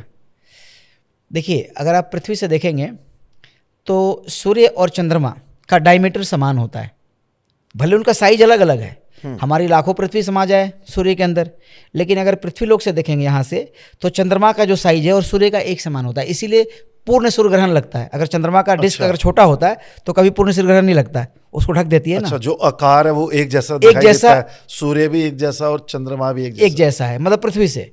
तो हाँ, हमारा 2 भाग शरीर का एक समान है, दाहिना भाग और बायां भाग, ये भी एक जैसा दिखता है। हाँ। सूर्य जो है ना पुरुष तत्व है ज़्यादा, उसमें चंद्रमा में नारी तत्व ज़्यादा है, शक्ति स्वरूप है। तो हमारा वाम भाग क्या है, वो शक्ति स्वरूप है, और दाहिना भाग क्या है, शिव स्वरूप है। इसको अर्धनारीश्वर का कॉन्सेप्ट हमारे शास्त्रों में दिया गया, अर्धनारी। हाँ, तो जो सूर्य चंद्र जो कि इक्वल रूप से प्रभावित करते हैं हमारे पृथ्वी लोक में, तो हमारा जीवन उनसे सीधा जुड़ा हुआ है। आप एस्ट्रोलॉजी पढ़ेंगे देखेंगे सूर्य चंद्र के अपने एक एक राशि होते हैं, बाद बाकी कोई जो दूसरे ग्रह उनके 2-2 राशियाँ होती हैं। तो सूर्य चंद्र जो है ना केंद्र है, वो एक मन है, एक आत्मा है, एक शरीर है, एक मन है। और वो जो ऊर्जाएं हैं, चूंकि जो ब्रह्मांड है वही पिंड है, यत ब्रह्मांड तत् पिंड है, जो ब्रह्मांड में वही इस पिंड में है। तो जो बाहर में चीज़ें हैं, 9 ग्रह हैं, जो 5 तत्व है, वही हमारे अंदर विराजमान है। तो सूर्य चंद्र मुख्य रूप से जो पृथ्वी लोक की जितनी गतिविधियां हैं उसको बहुत गहराई से प्रभावित करते हैं, और उसके अलावा दूसरे ग्रह भी करते हैं। जैसे तो चंद्र पूर्ण हो जाता है, पूर्णिमा जो होती है, उस पे फिर हमारे शरीर पर भी उसका प्रभाव पड़ता है। बिल्कुल पड़ता है, क्योंकि देखिए जब चंद्रमा पूर्णिमा के दिन देखिए ज्वार भाटे आते हैं, समुद्र का उफान ले लेता है, सब कुछ होता है। हमारे शरीर में भी जल है, बोलते हैं 70% जल है। तो जो अच्छा जल की जो क्वालिटी होती है समुद्र के जल से मिलता जुलता होता है, उसका स्ट्रक्चर होता है। हाँ। तो जब समुद्र में आता है तो हमारे जल है, जल क्या है ना, हमारे मन को बहुत जल्दी से प्रभावित करता है, हमारे इच्छाओं को, कामनाओं को प्रभावित करता है जल जी। तो अगर हमारी चंद्र नाड़ी असंतुलित रहेगी तो पूर्णिमा के आसपास लोग बहुत ही डिस्टर्ब हो जाते हैं। कई बार हमने डॉक्टरों से संपर्क किया तो पता चला, कुछ लोगों ने रिसर्च भी शायद किया है, कोई बता रहा था, ध्यान में नहीं आ रहा है ठीक से, लेकिन किसी ने कभी बताया था कि बहुत सारे सुसाइड जो होते हैं ना पूर्णिमा के आसपास होते हैं। अच्छा जी, बहुत सारे सुसाइड लोग करते हैं ना, तो उस समय आसपास में पूर्णिमा हो गया, तो पूर्णिमा होगा एक दिन पहले बाद में, उसी टाइम में जब चंद्रमा पूर्ण होता है, तो उस समय क्या होता है, हमारे मन पर बहुत गहरा प्रभाव पड़ता है। और उसी प्रकार से अमावस्या में जो है ना, वो सूर्य तत्व बढ़ जाता है, तो अमावस्या पे सूर्य तत्व हाँ बढ़ जाता है। तो बहुत सारी ऐसी जो घटनाएं होती हैं ना, जो बहुत ज़्यादा एक्टिव हाई इंटेंसिटी की होती हैं, वो उस समय होती हैं, जिसमें अमावस्या में। तो अमावस्या की रात जो होता है वो एकदम अंधकार रात होती है, और चंद्रमा क्या होता है जिसमें पूरा प्रकाश होता है। तो दोनों का प्रभाव अलग अलग तरीके से होता है। चंद्र का जो अंधकार है अमावस्या पर, तो सूर्य का प्रभाव कैसे पड़ता है? क्योंकि जब चंद्रमा नहीं है तो सूर्य, 2 ही शक्ति यहाँ पर ज्यादा प्रभावित करती है। दिन है या रात है, होगा तो सूर्य का प्रभाव होगा, चाहे रात हो। हाँ, रात भी क्यों ना हो, क्योंकि 2 ही चीजें। सूर्य का प्रभाव ऐसा नहीं है कि जैसे गर्मियों के दिन में अब जैसे सूर्य तप रहा है, हाँ, तो सर्दियों में उसका जो प्रकाश का तप है, ताप है, वो कम है, वो काउंटिंग नहीं है क्योंकि हम उसको अंदर से संतुलित कर लेंगे ना। अगर हमारी सूर्य की शक्ति बढ़ी हुई है तो चंद्र हम चालू कर लेंगे तो सूर्य को संतुलित कर देगा, और अगर चंद्र बढ़ा हुआ है तो सूर्य को हम चालू कर देंगे तो चंद्रमा संतुलित हो जाएगा। तो सूर्य पवित्र चंद्रमा, चंद्रमा पवित्र सूर्य, ये जो है ना, जब सूर्य में चंद्रमा को पीते हैं और चंद्रमा में सूर्य को, तो ये बहुत बड़ा रहस्य है। क्या है रहस्य? कि जो बाहर सूर्य चंद्र है वो हमारे अंदर है, तो जो बाहर में बदलाव, आपने जैसे कहा गर्मी बहुत ज़्यादा हो रही है, तो उसको हम कैसे संतुलित करेंगे? चंद्र नाड़ी को बढ़ा देंगे हम उस समय, तो हमारी जो है ना सूर्य की ऊर्जा को एकदम संतुलित कर देगा, तो हमारी पित्त को संतुलित कर देगा, हमारे अंदर एक संतुलन आ जाएगा, वात पित्त कफ तीनों संतुलित हो जाएगा। और जब चंद्र बढ़ गया है तो सूर्य को, इसीलिए शास्त्र में कहा गया कि रात्रि में जो है सूर्य नाड़ी चलाना चाहिए और दिन में चंद्र नाड़ी, क्योंकि दिन में सूर्य का प्रभाव रहता है और रात में चंद्रमा का प्रभाव रहता है। तो चंद्रमा दिन में सूर्य, रात में सूर्य नहीं रहता है, तो उसमें जब सूर्य नाड़ी करेंगे तो सूर्य की शक्ति आ जाएगी। और दिन में चूंकि सूर्य ऑलरेडी हैं तो चंद्रमा को जागृत करके हम चंद्र की शक्ति को लाते हैं, और जहाँ चंद्र और सूर्य की शक्ति मिलती है वहीं कुछ सकारात्मक निर्माण हो सकता है, वहीं कुछ जो है अद्भुत चीज़ें प्रकट हो सकती हैं। बिना सूर्य चंद्र के, बिना शिव शक्ति के, बिना नारी पुरुष के कुछ इस सृष्टि में क्रिएट नहीं होता। हमारे शरीर में जब चंद्र नाड़ी का प्रभाव पड़ता है तो उसके क्या लाभ होते हैं, और जब सूर्य नाड़ी का प्रभाव पड़ता है तो उसके क्या लाभ होते हैं? केवल लाभ बताइए पहले। देखिए, सूर्य चंद्र जो है 2 नाड़ियाँ, जो शक्तियाँ हमारे अंदर हैं, और उनका जो है कार्य जो है, जो उसको सपोर्ट करती हैं, उनका विवरण है। जैसे सूर्य नाड़ी में आप भोजन करेंगे तो उस भोजन का पाचन, उसके रसों का जो एसिमिलेशन शरीर में होता है और प्राणों का निर्माण, वो सही होगा, वो साइकिल पूरा परफेक्ट होगी। लेकिन अगर चंद्र में भोजन करेंगे तो भोजन जाएगा और पेट में बैठा रहेगा, पाचन ही नहीं होगा। तो भोजन जब बैठेगा तो सड़ेगा तो विष उत्पन्न होगा। तो उस प्रकार से चंद्र नाड़ी में जल पीना चाहिए। सूर्य नाड़ी में भी जल पी सकते हैं थोड़ा बहुत, 200 ml तक। जिन्हें ज्ञान ही नहीं है चंद्र नाड़ी या सूर्य नाड़ी या ईड़ा या पिंगला, लेफ्ट या राइट, तो उनके लिए तो ये सब अंधकार ही है। तो क्या वो फिर मतलब रोगी की तरह जी रहे हैं? बस वो तो ऐसी ऑटोमेटिक लाइफ जी रहे हैं। कर्म और प्रारब्ध जो लेके आए हैं वो चलते रहेगा। कभी बीमार पड़ेंगे, कभी अच्छा लगे, कभी बुरा लगे, कभी दुखी रहेंगे, कभी सुखी रहेंगे, कभी एक्साइटेड रहेंगे। जैसे कहते हैं कि चंद्र नाड़ी में मतलब मन शांत रहता है या खुशी मिलती है, वो क्या प्रभाव है? वो तब होगा जब चंद्र और सूर्य संतुलित हो। कोई एक नाड़ी बढ़ जाएगी ना तो असंतुलन आ जाएगा। इस सृष्टि में संतुलन ही जो है ना, अच्छा, वो मूल अवस्था है। शरीर में संतुलन चाहिए, संतुलन चाहिए दोनों का संतुलन। दोनों में से एक बढ़ जाएगा तो फिर आदमी असंतुलित तो दोनों के लाभ बताइए। अगर संतुलन है तो व्यक्ति जो है एकदम स्वस्थ रहेगा, उसकी बुद्धि बल विवेक बल सब बहुत बढ़िया रहेगा। वो व्यक्ति जो है रिएक्ट नहीं करेगा, शांत रहेगा, चीज़ों को समझ पाएगा, उसको चीज़ें स्पष्ट दिखेंगी। कई बार क्या होता है ना, हम चीज़ें बहुत कंफ्यूज रहते हैं, करें कि ना करें, 10 लोग से पूछते हैं। लेकिन जिस व्यक्ति के अंदर सूर्य और चंद्र नाड़ी संतुलित है, उसकी जो अंदर की चेतना है वो सब देखती है। तो क्या करना चाहिए, कब करना चाहिए, विवेक बुद्धि जागृत होती है। तो जब ये बैलेंस होता है ना तो व्यक्ति हर चीज़ संतुलित करता है और उसके अंदर ना तो बीमारी उत्पन्न होगा, ना तो मानसिक रूप से कमजोर होगा। उसकी विल पावर, उसकी सोचने की क्षमता, एग्जीक्यूशन की क्षमता, प्लानिंग की क्षमता, क्रिएटिविटी सब बड़ी, मतलब कि एक नेक्स्ट लेवल पर इंट्यूशन सब रहेगा। लॉजिकल माइंड भी उतना ही काम करेगा जितना उसका इंट्यूटिव और इमोशनल जो क्रिएटिविटी और जो आपका लॉजिक है, जब दोनों मिलता है तब इंट्यूशन होता है। इमोशन और लॉजिक मिलेगा तभी जाके इंट्यूशन होगा। एक बढ़ जाएगा तो इंट्यूशन नहीं होगा, इंट्यूशन नहीं होगा तो सही ज्ञान नहीं होगा। इंट्यूशन क्या है? एक ऐसी फ्रीक्वेंसी जहाँ सत्य दिखता है, जहाँ सब कुछ ठहर जाता है, जहाँ कोई नया रिएक्शन नहीं हो रहा है, वहीं सत्य दिखता है। वो कब होगा? जब सूर्य चंद्र एकदम संतुलित रहेंगे, दोनों का वेव ऊपर नीचे नहीं हो रहा है, तभी वो प्रकट होती है। तो सूर्य चंद्र का संतुलित होना बहुत जरूरी है। कैसे संतुलित होगी? जब हम सूर्य के कार्य सूर्य नाड़ी में करेंगे और चंद्र के कार्य चंद्र नाड़ी में करेंगे। लेकिन सूर्य का कार्य चंद्र में और चंद्र का कार्य सूर्य में करेंगे तो फिर विकृतियाँ उत्पन्न होंगी, फिर असंतुलन होगा और फिर व्यक्ति जो है हर लेवल पर, चाहे मानसिक हो, आध्यात्मिक हो, सोशल हो, इंटरपर्सनल हो या बिजनेस हो, जो भी लेवल में मनुष्य व्यवहार करता है जगत में, सारे जो स्तर है सब पर पूरी कन्फ्यूज़न और नाना प्रकार के क्लेश ही उत्पन्न होगा। ईड़ा और पिंगला का ऑटोमेटिक अपने आप चलते रहते हैं, 1-1.25 घंटा ये, 1-1.25 घंटा ये, जिसे हम चंद्र और सूर्य पे ज्ञान की चर्चा कर रहे हैं। इसमें अभी आपने कहा कि भोजन जो हमें सूर्य नाड़ी के समय करना चाहिए जी, तो वो तो हमारे बस में नहीं है। जैसे आज के टाइम में फास्ट लाइफ में हम देखें, जो लोग जॉब करते हैं, टीचर हैं, कॉलेज में है, यूनिवर्सिटी में है या किसी प्राइवेट जॉब में है, उनका एक लंच टाइम फिक्स है, 1 से 2 या 2 से 3। उनको तो यही है कि 2 से 3 मेरा लंच है, अब जो टाइम मिला मैंने भोजन लेना है। वो तो ये नहीं देखेगा मेरी चंद्र नाड़ी एक्टिव है या सूर्य नाड़ी एक्टिव है। तो मेरा प्रश्न ये है, क्या हम अपने समय काल में, जैसे हमने भोजन खाना है तो सूर्य नाड़ी एक्टिव कर सकते हैं? क्या कोई ऐसी विधि है? जी बिल्कुल है और बहुत सरल है। जैसे एक इंजीनियर, सॉफ्टवेयर इंजीनियर अपना लैपटॉप लेके जाता है हाँ ऑफिस में, उसको तो कोई नहीं बोलता क्यों लैपटॉप लेके आ गए। एक जो हमारे सिख भाई हैं वो पगड़ी पहनते हैं, उनका जो भी एक तरीका है साधना करने का, जीने का, गुरुवाणी जैसे उसके हिसाब से जीते हैं, उनको बुरा नहीं लगता है। उसी प्रकार से हम अगर इस योग दंडा को, ये जो योग दंडा देख रहे हैं, इसे क्या कहते हैं? योग दंड कहते हैं इसको, योग दंड। हाँ, इस योग दंड को अगर अपने साथ रखें अपने ऑफिस में, तो जैसे हम लैपटॉप ले जाते हैं, जैसे हम कुछ कार्य करते हैं, तो उसमें तो सर हम बैग ले जाते हैं यात्रा में। अच्छा, ये मतलब योगियों के लिए जरूरी नहीं है, सबके लिए है, सबके लिए। तो अब ये आपके पास रहेगा, आप भोजन कर रहे हैं, तो आपको क्या करना है? मान लीजिए आपको पिंगला करना है, तो हमको थोड़ा सा माइक है यहाँ पर, इसको हम अगर अपने बाएं आर्मपिट में, कांख में लगा देंगे ऐसे, हाँ। और हम टेबल बैठ के भोजन करेंगे, सूर्य नाड़ी चल पड़ेगा और भोजन चलेगा, पाचन होगा, बस कुछ नहीं करना है। यही डिवाइस है, बस ये डिवाइस है। अब ये इतना आसान है। कई लोगों को बोलते हैं कि ये लोग क्या सोचेंगे, बोले कभी लैपटॉप के बारे में कोई पूछा? हाँ। कि क्यों ऐसा पहने हो? कोई ये भी पूछ सकता है तुम टाई क्यों पहने हो, गला में दबा के रखे हो लंबा सा, कोई जरूरी है क्या वो?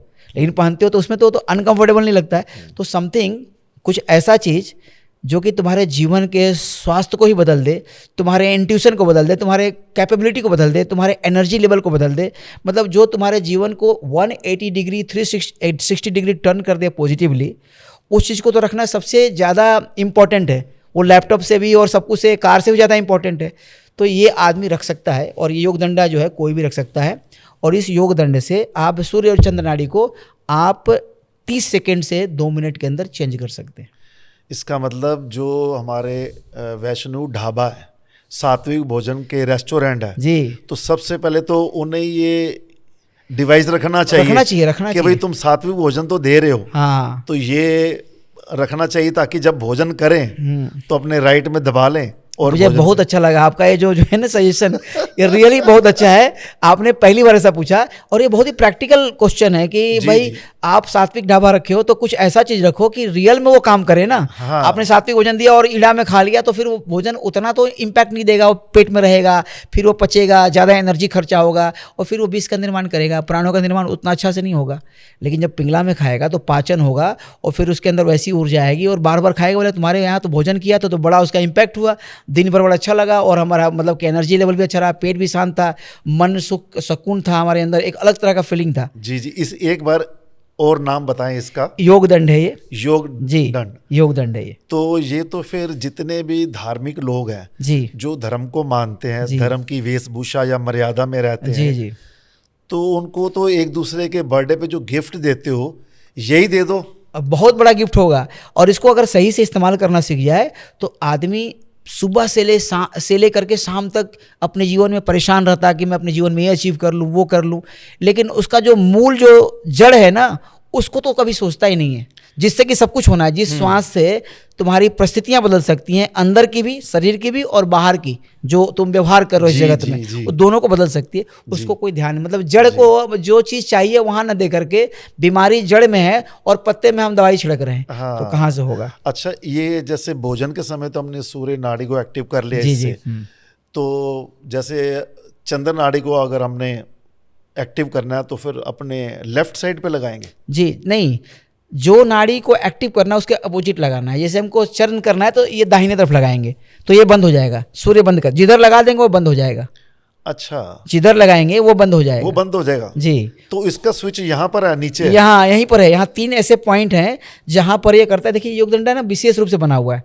अब मार्केट में कई लोग ऐसे बेचते हैं अमेजन पर, तो वो बहुत शार्प होता है, तो कई बार वो हर्ट करता है, यहाँ नुकीला रहता है ना साइड में, धार की तरह। तो ऐसे क्या है, एक तो इधर पॉइंट है हमारे ये अपर आर्म में, एक छाती में और एक सेंटर में है। जब तीनों को समान रूप से जब हम प्रेस करते हैं बहुत जल्दी नाड़ी चेंज होती है। तो इसलिए योग दंडा विशेष रूप से जिनको ज्ञान है उसी को बनाना चाहिए। तो ये अगर सही तरीके से बना हुआ योग दंडा है तो 30 सेकेंड से 2 मिनट में चेंज हो जाएगा।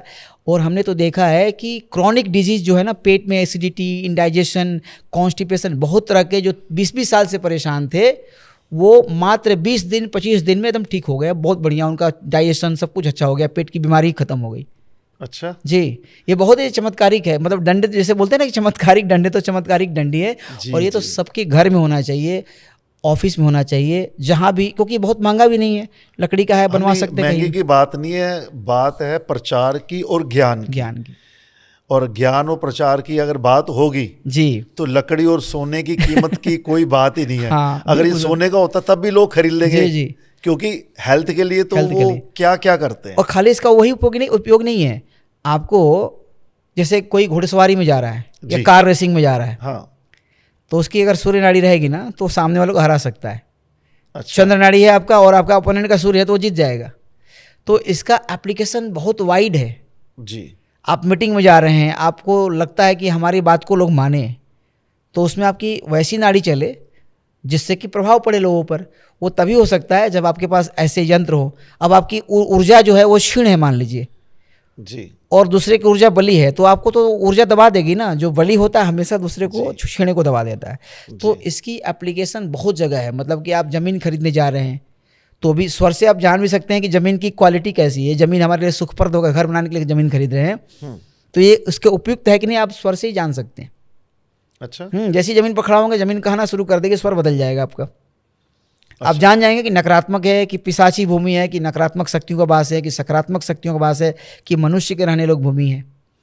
तो अच्छा। मतलब कि ये तो पूरे जीवन के हर चीज़ को प्रभावित करता है। हमारे जीवन में जितना कलेश कष्ट है ना, इसके ज्ञान के स्वर ज्ञान का संतुलन बिगड़ने से, बस बिगड़ने से। अगर आप इसको संतुलित कर लिए तो हर क्षेत्र में आप सिद्ध हो जाएंगे, चाहे बिजनेस, व्यापार, मैनिफेस्टेशन, पैसा, कुछ भी, धन, वैभव, पुत्र, पौत्र, इसमें तो मन चाहे पुत्र की संतान की उत्पत्ति कर सकता है माता पिता जिसको ज्ञान है। तो इसमें ऐसा कुछ भी मतलब कि वाइड है, अनंत है इसकी एप्लीकेशन जो है ना, जिसको वर्णन करते रहिए। अभी तो चूंकि हम लोग कुछ बातों पर चर्चा कर रहे हैं कि सिंपल क्वेश्चन पर, इसके बहुत सारे एप्लीकेशन है जीवन में, आध्यात्मिक है, संसारिक है, हर क्षेत्र में, बिजनेस, व्यापार, चाइल्ड बर्थ, युद्ध, मतलब कि जो भी आप सोच सकते हैं ना वो सब कुछ, पति पत्नी का रिलेशनशिप हो गया, या हमारे मानसिक शारीरिक कोई कष्ट है, बीमारी है, कोई भीषण बीमारी है, उसको भी हम शरीर में नाड़ियों के और तत्वों के संतुलन से कुछ महीनों में ठीक हो सकते हैं। ऐसे हमारे कुछ शिष्य हैं जिनको कि मृत्यु आ चुकी थी, लगभग मृत्यु तुल्य हो चुके थे, सारे डॉक्टरों ने हाथ उठा दिया था और उन्होंने 2-3 महीना रिग्रेस साधना करके उस पर विजय प्राप्त कर लिया और ठीक हो गए एकदम, जिसको कि मेडिकल साइंस में बोलते हैं कि ठीक हो ही नहीं सकता है, वो व्यक्ति भी ठीक हो गए। क्योंकि ये ऊर्जा है ना, इसको तो विज्ञान भी मानता है ना। सूर्य चंद्र को वो बोलते हैं राइट हेमिस्फीयर, लेफ्ट हेमिस्फीयर। अब राइट ब्रेन लेफ्ट ब्रेन के बीच में आपका पिनियल ग्लैंड है, प्यूटिटरी ग्लैंड है, उससे हार्मोन निकलता है। प्यूटिटरी ग्लैंड को हम लोग बोलते हैं मास्टर ग्लैंड, वही आपके थायराइड ग्लैंड को कंट्रोल करता है, वही आपके एड्रिनल को करता है, वही आपके पैंक्रियाज को, वही आपके ग्रोथ हार्मोन वहीं से सिक्रेट होता है, थायरोक्सिन होता है। तो उससे थायराइड स्टिमुलेटिंग TSH, तो उससे थायराइड ग्लैंड जो है सही मात्रा में थायरोक्सिन सिक्रेट करता है, जिससे कि आपका पूरा मेटाबॉलिज्म कंट्रोल होता है। तो ये जो राइट ब्रेन लेफ्ट ब्रेन है, ये तो हमारे श्वासों से ही संतुलित हो रहा है। तो विज्ञान भी कहने लगा है कि जब आपकी दाहिने नाक से श्वास चलती है तो आपका लेफ्ट ब्रेन एक्टिव होता है, और जब लेफ्ट नॉस्ट्रिल से चलती है बाएं नाक से तो आपका राइट ब्रेन एक्टिव होता है। अब राइट और लेफ्ट ब्रेन के अंदर जो जो चीज़ें हैं वो तो एक्टिवेट हो जाएंगी ना उससे। अगर वो असंतुलित रहेंगी तो हार्मोनल भी असंतुलन होगा ना। अगर एक नाड़ी बढ़ जाएगी तो एक हार्मोन ज़्यादा सिक्रेट होगा तो आदमी इमोशनल हो जाएगा। कभी कभी स्ट्रेस हार्मोन जैसे कि मेलाटोनिन है, अगर सिगरेट ना हो तो नींद ही नहीं आएगा लोग को। डोपामिन की कमी हो जाएगी तो आदमी बड़ा ही डिप्रेस रहने रहेगा। तो इस प्रकार से ये नाड़ियों से ही आपका जो फिजियोलॉजिकल स्ट्रक्चर है कंट्रोल होते हैं। और इसमें जो डोपामिन वगैरह में जैसे मतलब हैप्पी हार्मोन रहना या कुछ, जी जब आपकी नाड़ी संतुलित होती है ना तो आपका सारा हार्मोनल सिस्टम अपने आप सही हो जाता है। बिल्कुल, जो भगवान श्री कृष्ण गीता में बोलते हैं योगस्य कर्मसु कौशलम समत्वम योग उच्यते। जो समत्वम योग है, जो संतुलन का योग है, सबसे ऊंचा योग है, वही योग से आदमी सब सिद्धि को प्राप्त कर सकता है। और वो कैसे प्राप्त होगा? योगस्य कर्मसु कौशलम, कर्मों में कुशलता। कर्मों में कुशलता कैसे आएगी? आपको किस नाड़ी में कौन से काम करने हैं, भोजन किस में करना है, जल किस में ग्रहण करना है, औषधि किस में लेना है, तो ये कर्मों में कुशलता हो गई। तो कर्म योगस्य कर्मसु कौशलम और समत्वम योग उच्यते दोनों का संबंध है। जब कर्मों में कुशलता होगी तभी आपका समत्वम मतलब कि संतुलन जो है वो स्थापित होगा। और एक बार संतुलन स्थापित हो गया तो सारे हार्मोन, जितने भी हमारे शरीर के जितने भी क्रियाकलाप हैं, इतने संतुलित हो जाएंगे कि मनुष्य को अच्छा से नींद आएगा, जगेगा, ऊर्जावान रहेगा, कार्य करेगा, हमेशा प्रसन्न रहेगा, डिप्रेशन वगैरह आएगा नहीं, उसको उतना मात्रा में डोपामिन आएगा, उसको उतना मात्रा में मेलाटोनिन सिक्रेट होगा, उसको नींद गहरी आएगी, गहरी नींद आएगी तो उसके बोन मैरो में आपका ब्लड सेल्स बनेगा। जब ब्लड सेल्स नया बनेगा तो आपके शरीर में ब्लड शुद्ध रहेगा, तो जो बीमारियां उत्पन्न ब्लड के अशुद्धि से होती है वो भी नहीं होगी। आजकल क्या होता है, लोग सोते नहीं हैं और गहरी निद्रा में क्या होता है कि हमारा बोन मैरो में WBC RBC बनता है। अब गहरी नींद नहीं आएगी तो नहीं बनेगा, तो ब्लड तो आपका अशुद्ध हो गया ना, और ब्लड ही जो सब कुछ सप्लाई कर रहा है शरीर में सब जगह, वही अशुद्ध हो जाएगा तो बीमारियां सैकड़ों जन्म ले लेंगी। और ये क्यों होता है? क्योंकि नाड़ियाँ संतुलित हैं। तो नाड़ी संतुलित होगी तो नींद अच्छा आएगा, नींद अच्छा होगा तो आपका ब्लड, सब साइकिल से जुड़ा हुआ है। और ये सबसे बड़ा, इसको बोलते हैं मास्टर की। आपके पास एक ऐसा चाबी है, जीवन के जितने ताले हैं सब खोल सकते हैं, खजानों के। लेफ्ट नोज से सांस लेना या राइट नोज से सांस लेना, जी ये मतलब आपका कहने का भाव है कि हार्मोन्स भी चेंज होते हैं। जी बिल्कुल, सारे हार्मोन संतुलित हो जाते हैं। असंतुलन से ही तो असंतुलित हार्मोन। अगर मान लीजिए आदमी स्ट्रेस में रहेगा, बहुत ही डिप्रेस रहेगा, तो उसके स्ट्रेस में रहेगा तो उसके जितने कार्टिजोल्स है, जितने भी आपके एड्रिनल ग्लैंड का स्ट्रेस हार्मोन ज़्यादा सीक्रेट होगा। अगर स्ट्रेस हार्मोन ज़्यादा सीक्रेट हो जाएगा तो हमारे कोशिकाओं को मारना शुरू कर देगा। हमारे ब्लड के अंदर ना उसकी संख्या बढ़ने से हमारे बहुत सारे जो ऑर्गन्स है उस पर प्रभाव पड़ता है। एक मात्रा में सही है वो फाइट एंड फ्लाइट के लिए, लेकिन वो फाइट एंड फ्लाइट 24 घंटा होने लगे तो शरीर का नाश कर देता है। तो वो संतुलन बहुत ज़रूरी है। संतुलन तभी आएगा कि हमारी चेतना जो है, हमारी अपनी इंटेलिजेंस है ना, खाली हार्मोन तो अपने आप से क्रिएट नहीं हो रहा है, उसको कोई चला रहा है। उसके अंदर हमारी इंटेलिजेंस बैठी है, हमारी बुद्धि, विवेक, हमारी ऊर्जा, हमारा मन, उसका प्रभाव पड़ता है। तो जब हमारा मन और हमारी प्राण जो है अशुद्ध होंगे और वो दोनों अशुद्ध होंगे तो स्वर बिगड़ेगा, कभी ये ज़्यादा चलेगा, उल्टा चलेगा, तो फिर सारे लेवल पर जो है अशुद्धियाँ, अशांति उत्पन्न हो जाएगी। लेकिन जैसे ही हम इसको रिवर्स करते हैं तो 1-2 महीने में हमने देखा है बहुत ज़्यादा बदलाव। और ये कहने की नहीं है, हमने कोई फिलॉसफी की बात हम करते ही नहीं है, पूरा वैज्ञानिक है। आप इसको साधना करो, संतुलित करो, उसका रिजल्ट देखो, आपको स्वयं प्राप्त हो जाएगा। लेकिन करना पड़ेगा, सुन करके कि हाँ बहुत अच्छा लगा, बहुत अच्छा विज्ञान है, और आप करोगे नहीं तो नहीं होगा। करने पर बहुत ही जल्दी ऐसी परिवर्तन होती है कि लोगों को लगता है चमत्कार हो रहा है। कुछ लोग फ़ोन करते हैं, मैसेज करते हैं, स्वामी जी तो चमत्कार हो गया, आज ऐसा हो गया, आज मेरा स्वर सही चल रहा था, हम निकले, मेरा सारा कार्य सिद्ध हो गया, लगा पूरा जगत ही हमारे लिए बना हुआ है जहाँ जाएं। तो उस प्रकार से क्या होता है, हर एक स्तर पर इसका प्रभाव पड़ता है। आपका भौतिक, सांसारिक, ग्रह, नक्षत्र, ये सारे जितने ब्रह्मांड में जितने ऊर्जाएं हैं सब आपके अनुकूल हो जाते हैं। जब सब अनुकूल हो जाएगा, वही ऊर्जा आपके अंदर है, वही ऊर्जा जो है ना व्यक्तियों के अंदर है, जानवरों के अंदर है, जीव के अंदर है, अन्न के अंदर है। जब आपकी ऊर्जा दुनिया को प्रभावित करती है सकारात्मक रूप से, तो वो दूसरे जो दुनिया के जो चीज़ें हैं वो आपको पॉजिटिव रिफ्लेक्शन देती है, फिर आपके कार्य सिद्ध हो जाते हैं।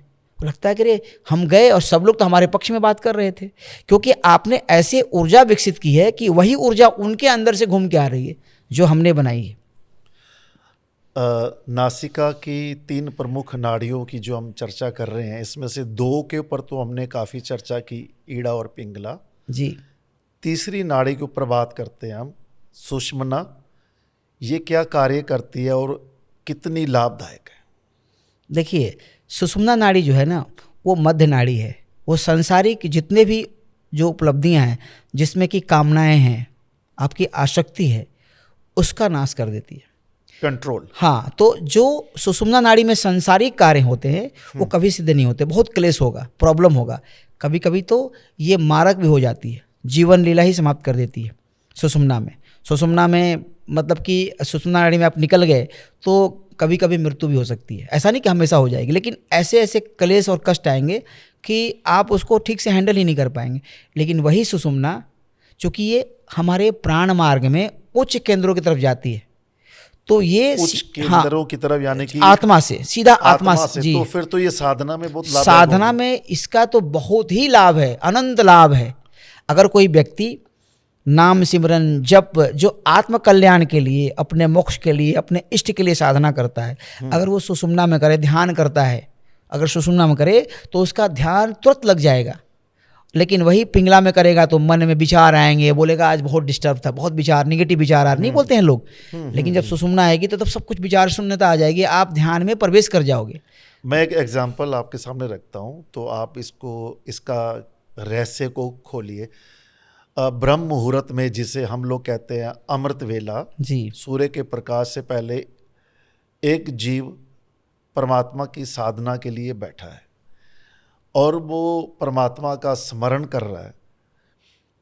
अब वो कैसे, मतलब वो करे कि अब मेरा ध्यान का समय हो गया है तो मैं सुषुम्ना नाड़ी को एक्टिव करूं जी। वो कैसे होगा? देखिए, आपने बहुत अच्छा प्रश्न किया। आपने कहा कि ब्रह्म बेला, ब्रह्म की आर्य चर्चा, कि मतलब जो ऊर्जा होती है जो ब्रह्म मुहूर्त में, उसको ब्रह्म मुहूर्त इसलिए कहा जाता है कि वो उस ऊर्जा से ही युक्त है। वो चेतना जो है ना, वो जो है वैश्विक चेतना, जो आत्मा का, जो परमात्मा का स्वरूप है, उस समय वो चेतना, वो ऊर्जा वाइब्रेट करती है ब्रह्म मुहूर्त में। सुबह सुबह बड़ा शांत होता है वातावरण, उस समय सब कुछ जो है ना बड़ा समन्वय में रहता है। लेकिन वो बाहर में तो है। अब जब हम अपने अंदर सुषुम्ना जागृत करते हैं तो वो चेतना और ये चेतना मिल जाती है, तो हजारों गुना ज़्यादा उसका लाभ होने लगता है। तो हम अगर चाहें तो ऐसी विधियां हैं जिससे आप सुषुम्ना को एक्टिव कर सकते हैं। थोड़ा सा उसका खुलासा कीजिए कि जो ध्यान करने वाले हैं जी, क्योंकि धर्म का मूल सिद्धांत है परमात्मा का स्मरण करना। जैसे गुरु ग्रंथ साहब का मूल सिद्धांत है एक ओंकार, एक ही परमात्मा है। और कोई मुझसे पूछे कि गुरु ग्रंथ साहब का मूल सिद्धांत क्या है, तो वो 2-3 पंक्तियों में ख़त्म हो जाता है कि एक परमात्मा की पूजा करना और यह ज्ञान गुरु द्वारा हमें मिलता है। तो हमें जो स्मरण करना है उसका, तो बात तो परमात्मा की, जो लोग ध्यान में जाना तो चाहते हैं पर मन उनका विचारों में भटकता है जी, तो वो क्या ऐसी विधि करें या अपने अंदर सुषुम्ना नाड़ी को कैसे एक्टिव करें, इसका कोई रहस्य या कोई ज्ञान आप बताएं। है, लेकिन क्या होता है कि वो थोड़ा गोपनीय होता है। तो हम लोग जब इनिशिएशन करते हैं, जब उनको दीक्षा देते हैं, तब उनको वो जागृत करने की विधि बताते हैं, और वो जब चाहे उसको जागृत करके आप जितना देर चाहें सुषुम्ना को एक्टिव कर सकते हैं। दोनों नाकों से श्वास आपकी चलेगी उस समय, और उसमें भी उसकी प्रक्रिया ऐसी है कि आप उसको सूक्ष्म कर सकते हैं। तो सुषुम्ना को एकदम आकाश तत्व में विलीन करके, एकदम सूक्ष्म करके आप जब साधना करेंगे तब तो और ही ज़्यादा उसका प्रभाव पड़ेगा। मतलब कि आप ध्यान में बैठेंगे तो आपको उठने का इच्छा नहीं होगा, आप उसमें एकदम उसके मस्ती में, उसके आनंद में खो जाएंगे। तो निश्चित रूप से ऐसी विधियां हैं जिससे कि आप जब तक चाहें उसको चला सकते हैं उस कार्य के लिए जिसमें उसको सिद्धि, जो वो सिद्धि जिसमें देता है, साधना में, आत्मकल्याण में, गुरुवाणी में, गुरु के मंत्र को जाप करने में, साधनाओं को करने में, ध्यान को करने के टाइम में आप जब सुषुम्ना को एक्टिव करते हैं तो निश्चित रूप से आप उसमें हजारों गुना ज़्यादा लाभ मिलता है। जो कार्य आप 2-4 साल में प्राप्त करेंगे जीवन में, वो कुछ ही दिनों में प्राप्त कर सकते हो, वो स्थिति। सिख धर्म में 2 ही मंत्र हैं, एक है मूल मंत्र, एक है गुरु मंत्र। मूल मंत्र गुरु नानक देव जी ने जो बख्शिश किया वो है एक ओंकार, सतनाम करता पुरख निरभव निर्वैर, अकाल मूर्त अजूनी सैभंग गुर प्रसाद। और दूसरा है गुरु द्वारा प्राप्त मंत्र, गुरु मंत्र, जिसे हम करते हैं 4 अक्षर का वाहिगुरु। सिख संप्रदाय में कुछ ऐसे संप्रदाय हैं जो श्वासों द्वारा स्मरण करते हैं, क्योंकि आज का जो हमारा सब्जेक्ट है, विषय है, वो श्वास है। तो वो अध्ययन ऐसे करते हैं, वाह गुरु वाह गुरु वाह गुरु, अर्थात अंदर गया श्वास तो वाहे, बाहर निकला तो गुरु। क्या सनातन धर्म में भी ऐसा कोई मंत्र का जाप है जो श्वास अंदर जाए और बाहर जाए, ऐसा श्वासों के साथ उस पिता परमेश्वर का जाप करने का कोई मंत्र है? बिल्कुल है। और श्वास एक ऐसा माध्यम है ना कि जितने कर्म हमारे जीवन में आते हैं ना, जितने विचार कर्म, वो श्वासों से ही प्रकट होते हैं। श्वास ही जो व्हीकल है काल का, श्वास ही व्हीकल है, मतलब वो उसका गाड़ी है जिस घोड़े पर काल सवार होकर सभी परिस्थितियों को जन्म देता है। तो जैसे ही आप अपने मूल मंत्र को, अपने गुरु मंत्र को श्वास पर आरूढ़ कर देते हो उस घोड़े पर, तो घोड़े का लगाम कहाँ आ जाता है? गुरु के हाथ में आ जाता है, उस मंत्र के हाथ में आ जाता है। तो फिर जो काल है ना अपनी क्रियाओं को बंद कर देता है, फिर हम आत्मा की तरफ जाने लगते हैं। क्योंकि गुरु मंत्र का है, वो आत्मा की वाणी है ना, वो आत्मा से जोड़ता है, आपके मतलब ईश्वर से जोड़ता है। तो जो भी हमारे शास्त्र हैं, नहीं हमारे किसी धर्म में हमने देखा है कि श्वास पर बहुत बल दिया गया है। जैसे बौद्ध धर्म में भी ना वो विपश्यना मेडिटेशन करते हैं या आनापान सती करते हैं, तो उसमें श्वासों पर ही ध्यान करते हैं। तो बौद्ध धर्म में मंत्र का जाप तो नहीं होता ना? हाँ, वो श्वास पर ही करते हैं, श्वासों से ही करते हैं, वो श्वास पर ध्यान करते हैं। उनकी और भी पद्धतियाँ होंगी, लेकिन मुख्य रूप से जो उनका जो है श्वास पर ध्यान करने का है, और उनके अंदर निश्चित रूप से होंगी। तो ये जो श्वास है ना वो मूल है, क्योंकि श्वास में ही आत्मा और परमात्मा का निवास है, और वहीं पर आत्मा से आप जुड़ सकते हैं। जुड़ने का जो क्या है माध्यम है, आपको जुड़ने के लिए तो कुछ ना कुछ चाहिए ना जाने के लिए वहाँ पर। तो जाने वाला जो घोड़ा है ना वो गुरु मंत्र है, उस पर आरूढ़ होकर, उस पर सवार होकर जब आप उसको श्वास से जोड़ देते हैं तो सीधा आप परमात्मा से जुड़ जाते हैं। तो हमारे सनातन धर्म में भी कई शास्त्रों में इसका वर्णन है। जैसे विज्ञान भैरव में 24वां श्लोक है, उसमें कहते हैं कि भगवान शंकर बोलते हैं कि उसमें आप जब श्वास लेते हैं, छोड़ते हैं, जब उस पर ध्यान करते हैं, मध्य बिंदु पर ध्यान करते हैं, तो वहाँ पर भैरव शिव प्रकट हो जाते हैं। मध्य बिंदु, तो मध्य बिंदु ना हम श्वास ले रहे हैं ना छोड़ रहे हैं, तो जब हम श्वास लेते हैं और छोड़ते हैं उसके बीच में एक ठहराव आती है, वही ठहराव जो है वो परमात्मा का स्थान है। तो जब हम लगातार उस पर ध्यान करने लगते हैं तो वो ठहराव का एक्सपेंशन होने लगता है, और धीरे धीरे एक टाइम आती है कि वो ठहराव जो है वो शिव चेतना के ठहराव के साथ जुड़ जाती है, और तब आदमी को समाधि लग जाता है। जी जी। उसी प्रकार से और भी हमारे शास्त्रों में सोहम मंत्र जो है, जो अनवरत चलता है, इसकी चर्चा है। तो इसको बोलते हैं अजपा गायत्री। ये जीव जो है हमेशा जपते रहता है 21,600 बार 24 घंटे में। जीव, सो और हम, ये मंत्र स्वयं का है, ये श्वासों में ही प्रकट होता है। इसे श्वास लेते हैं सो और छोड़ते हैं हम, तो ये इस पर ध्यान करते करते करते करते, चूँकि श्वास ही सारे कर्मों को जन्म देता है, श्वास ही सारे हमारे भाग्य प्रारब्ध में जो लिखा है उसको मैनिफेस्ट करता है, प्रकट करता है, परिस्थितियों को जन्म देता है विचारों के माध्यम से। तो जैसे आप श्वास लिए तो श्वास का पहुंच आत्मा तक है, उसके बीच में सारे जगत हैं, भूर भुआ स्व महा जना तप सत्य लोक। उसके बीच में जहाँ जहाँ हमारे अंतःकरण में ये हमारे भाग्य रूपी ऊर्जाएं बैठी हैं, वो हमारे श्वासों से लिपटती हैं। और जब हम श्वास छोड़ते हैं तो हमारे अंतःकरण में उसकी जो ऊर्जा है छोड़ दी जाती है, और वहाँ काल क्या करता है, उसको विचारों में कन्वर्ट कर देता है। तो कोई व्यक्ति के मन में आता है कि आज मैं ये बिजनेस करूँगा, उसके मन में आता है, फिर वो मतलब होता है ना, कोई विचार आता है, कोई बोल दिया है, उसके मन में आया कि ये बड़ा अच्छा चीज़ है। अब उसको करते करते या तो उसको लाभ हो गया तो हानि हो गया। तो जब हानि होता है मतलब कि भाग्य में लिखा था हानि होना, इसीलिए उसको विचार आया। कोई व्यक्ति को डूबना लिखा है तो घर में बैठा रहेगा, कभी नदी में नहीं गया होगा, एक आएगा उसके मन में आएगा आज नदी में स्नान करेंगे, मन कर रहा है, कोई उसको रोके नहीं रुकेगा, जाएगा और डूब जाएगा। और घर वाले बाद में बोलेंगे कि कभी जाता नहीं था, पता नहीं उसको क्या हुआ, आज नदी में स्नान करने गया और डूब गया। किसने ले गया उसको? वही काल जो है श्वासों में बैठ के विचारों के रूप में प्रकट हुआ। वही विचार उसको क्या करते हैं, उसके इंद्रियों को फोर्स करते हैं, कर्मेंद्रियों को चलो वहाँ पहुँचो, वो इच्छा इतना दृढ़ हो जाएगा, करवा देगा। तो जब आप श्वास पर गुरुवाणी को मूल मंत्र को लगा देते हैं तो काल जो है उसकी सत्ता समाप्त हो जाती है। गुरबाणी में ना हाँ उच्चारण है श्री गुरु ग्रंथ साहब जी की महान पवित्र बाणी में, सास सास सिमरो गोविंद उतरै मन की चिंद। अर्थात श्वास श्वास हमें गोविंद यानी कि परमात्मा का ध्यान करना चाहिए, मन की सभी चिंताएं उससे दूर हो जाती हैं। बिल्कुल वही एक बात जगह है। पर गुरबाणी में ये कहा गया है कि अगर आप कहते हैं ना कि सबसे ऊंचा क्या है, अगर हमें ज्ञान हो जाए तो हमें प्रेम भी हो जाएगा। प्रभ का सिमरन सब ते ऊंचा, प्रभ कै सिमरन उदरै मूचा, कि प्रभ का सिमरन ही सबसे ऊंचा है। और जिस जिसने जपा अनंत बेअंत वो तर गए, बिल्कुल उनकी गिनती नहीं है। तो सांसों का खेल परमात्मा के मंत्र के जाप द्वारा जो हमें एक मनुष्य का जो शरीर है, ये भी तो एक अवतार ही है जी जिसमें हमें श्वास मिले हैं। जी भजो गोविंद भूल मत जाओ। मतलब गुरबाणी कहती है कि गोविंद का नाम जप भूलियो मत, है ना। गुरु तेग बहादुर जी नवें पातशाह जो 9वें गुरु हैं हमारे, कहते हैं साधो गोविंद के गुण गावो, मानस जन्म अमोलक पायो, बिरथा काहे गवावो। हे साध जनों, उस मालिक के गुण गाओ, स्मरण करो, क्योंकि जो ये मानस जन्म है इसका मोल नहीं है, ये अनमोल है।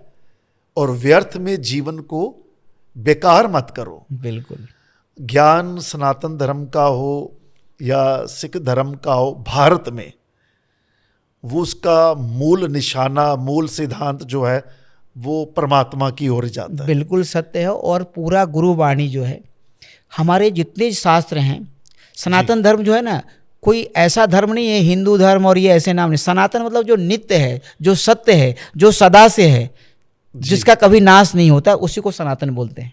तो गुरुवाणी में, गुरु ग्रंथ साहिब में गुरु नानक देव महाराज ने, उन्होंने सारे ऐसे वेद पुराण उपनिषद में जो महावाक्य थे, उन्होंने बड़ी सहज भाषा में ऐसा लिखा है जी कि कोई व्यक्ति उसको समझ के और करे। तो जो अपने सिख भाई लोग हैं वो तो सबसे बड़े सनातनी हैं। सनातनी को कभी वो हिंदू धर्म से मत न जोड़े। हिंदू तो एक नाम दिया गया है कि हाँ। इस एरिया में रहते हो आप हिंदू कहलाए। सनातन मतलब जो सत्य है, जो सदा से है। ईश्वर सदा से है, ईश्वर एक है और उसी ईश्वर का सब लोग सिमरन अलग अलग रूपों में करते हैं। जी जी। तो इसमें कोई भेद नहीं है। सबसे बड़े सनातनी जो है हमारे सिख भाई हैं, क्योंकि वो सिमरन करते हैं सबसे अधिक, वो अभी भी जुड़े हुए हैं। आजकल के युवा वर्ग जो है हमारे पूरे सनातन धर्म के, वो अभी थोड़े उससे दूर चले गए हैं। उनका दोष भी नहीं है, ऐसी परिस्थितियां बनी हैं कि उनको बताया नहीं गया कि जो तुम्हारा जड़ है वो विज्ञान से अलग नहीं है। उनको क्या बोला गया कि ये तो रूढ़िवादिता है, ये तो अंधविश्वास है। अंधविश्वास कुछ भी नहीं है। हम लोग आज जो बात कर रहे हैं ये पूरी वैज्ञानिक है। तो सब कुछ एक ही परमात्मा है और एक ही ऊर्जा से सब संचालित हो रहे हैं। हमारे कहने के लिए हम बोल सकते हैं हम इस धर्म के हैं। सूर्य का प्रकाश तो सबके लिए समान है ना। जी जी। क्यों? जी, एक पक्षी का कोई धर्म है जी। लेकिन उसका जीवन चल रहा है, वो अपना घर बनाती है, वो भी घोंसला बनाती है। उसने कभी नहीं कहा कि मैं इस धर्म की हूँ। सबका धर्म एक ही है, सनातन धर्म है। सनातन धर्म का मतलब चाहे वो कोई भी धर्म के हो, चाहे वो इस्लाम के हों, चाहे वो ईसाई हों, चाहे हिंदू हों, चाहे सिख हों, जैन हो, बुद्ध हो, और कोई भी हो। सनातन मतलब जो सत्य के साथ है, जो सृष्टि के वैसे नियमों के साथ चल रहे हैं जिसका कभी नाश नहीं होता है। जैसे कि कोई धर्म का व्यक्ति हो, ब्लड ग्रुप ट्रांसफर होता है कि नहीं? जी होता है ना। किसी का अगर बी पॉजिटिव है और किसी का बी पॉजिटिव है, चाहे वो किसी धर्म का है, कोई मुस्लिम है, कोई हिंदू है, और किसी को जरूरत है तो वो ब्लड जाके अंदर में तो रिएक्शन तो नहीं करता है, बोले नहीं ये तो मिलता है। उसी प्रकार से सबको आंख तो एक ही जैसा है, सबका किडनी लिवर एक्सचेंज हो जाता है, तो आंख तो वही चीज़ देखता है, कान तो वही चीज़ सुनेगा। तो जो जिसका धर्म है वो उसका पालन करे। धर्म का मतलब धारेति धर्म, जो धारण करने योग्य, जो सृष्टि का विनाश ना करे, जो किसी चीज़ का, जीव मात्र का, सृष्टि का जो बना हुआ ईश्वर ने बनाई है, जो उसका विनाश ना करे, वही धारण करने योग्य है, वही धर्म है। जैसे पृथ्वी है, अगर पृथ्वी घूम रही है घूर्णन गति से, अगर ये विपरीत घूमने लगे तो विनाश हो जाएगा।